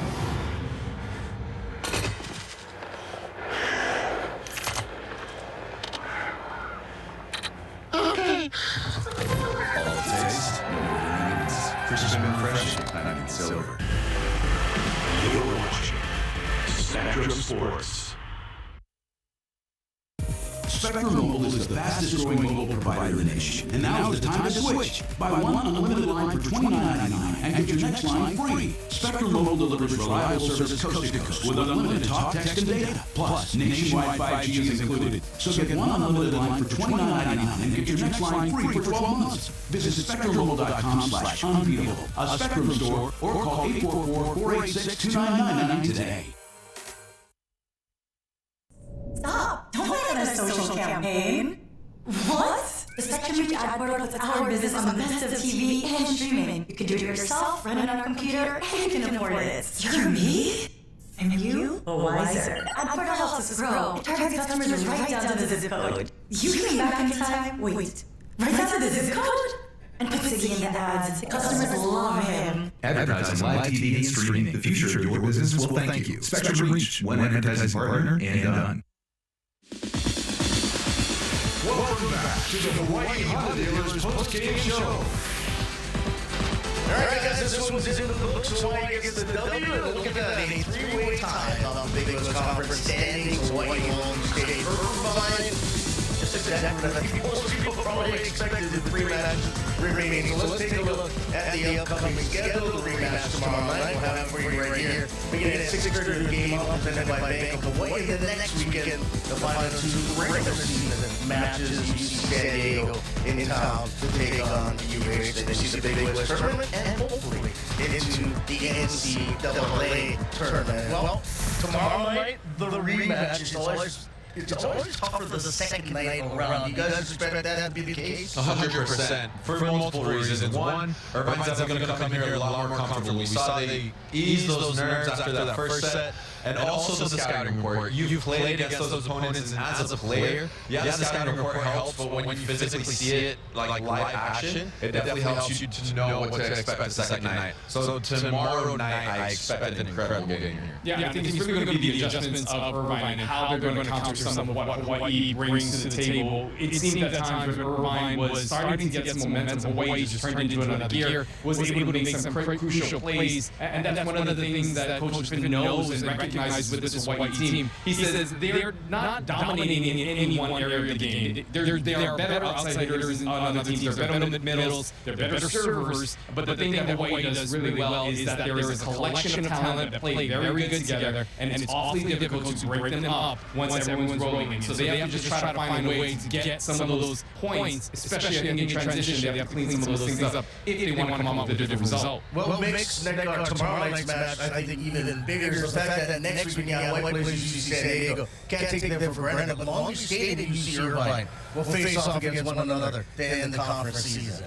Like we've been talking about forever this entire year, it's an exciting year for volleyball, and that it could be anyone's game, anyone's night, and the fun thing for them is they get to play each other at home. So they'll play them at Long Beach, or they'll play them at Irvine, which is a benefit for Long Beach playing, where the Big West competition is going to happen, get a little bit of a feel of what it's like playing at Irvine. It's going to be an exciting game, but yeah, I think tomorrow night's huge for Hawaii just to secure that 1 or 2 spot moving into the Big West to get that advantage and have that first round bye. Moving into the tournament. Yeah, and you can't overlook San Diego because this is a San Diego team that actually beat Hawaii a few years back when it really mattered, and really is important for Hawaii to, I think, get that number 1 seed. If they can secure that number 1 seed, lock in a quality win tomorrow, Hawaii may almost be a lock going into the NCAA tournament, but a lot can happen in just 3-4 games. Yeah, I absolutely agree. We won't see you tomorrow, Ryan. You'll have to take care of business. My Lana Bird will join us, so we'll see you back here next Friday. Next week from tonight. All right, well, that'll wrap things up for us here this evening. As always, thanks to our terrific Spectrum Sports crew. And for my broadcast partners, Ryan and James, I'm Scott. Until next time, bidding you aloha and a good evening from Simplify Arena and Dan and Share Center in Manoa.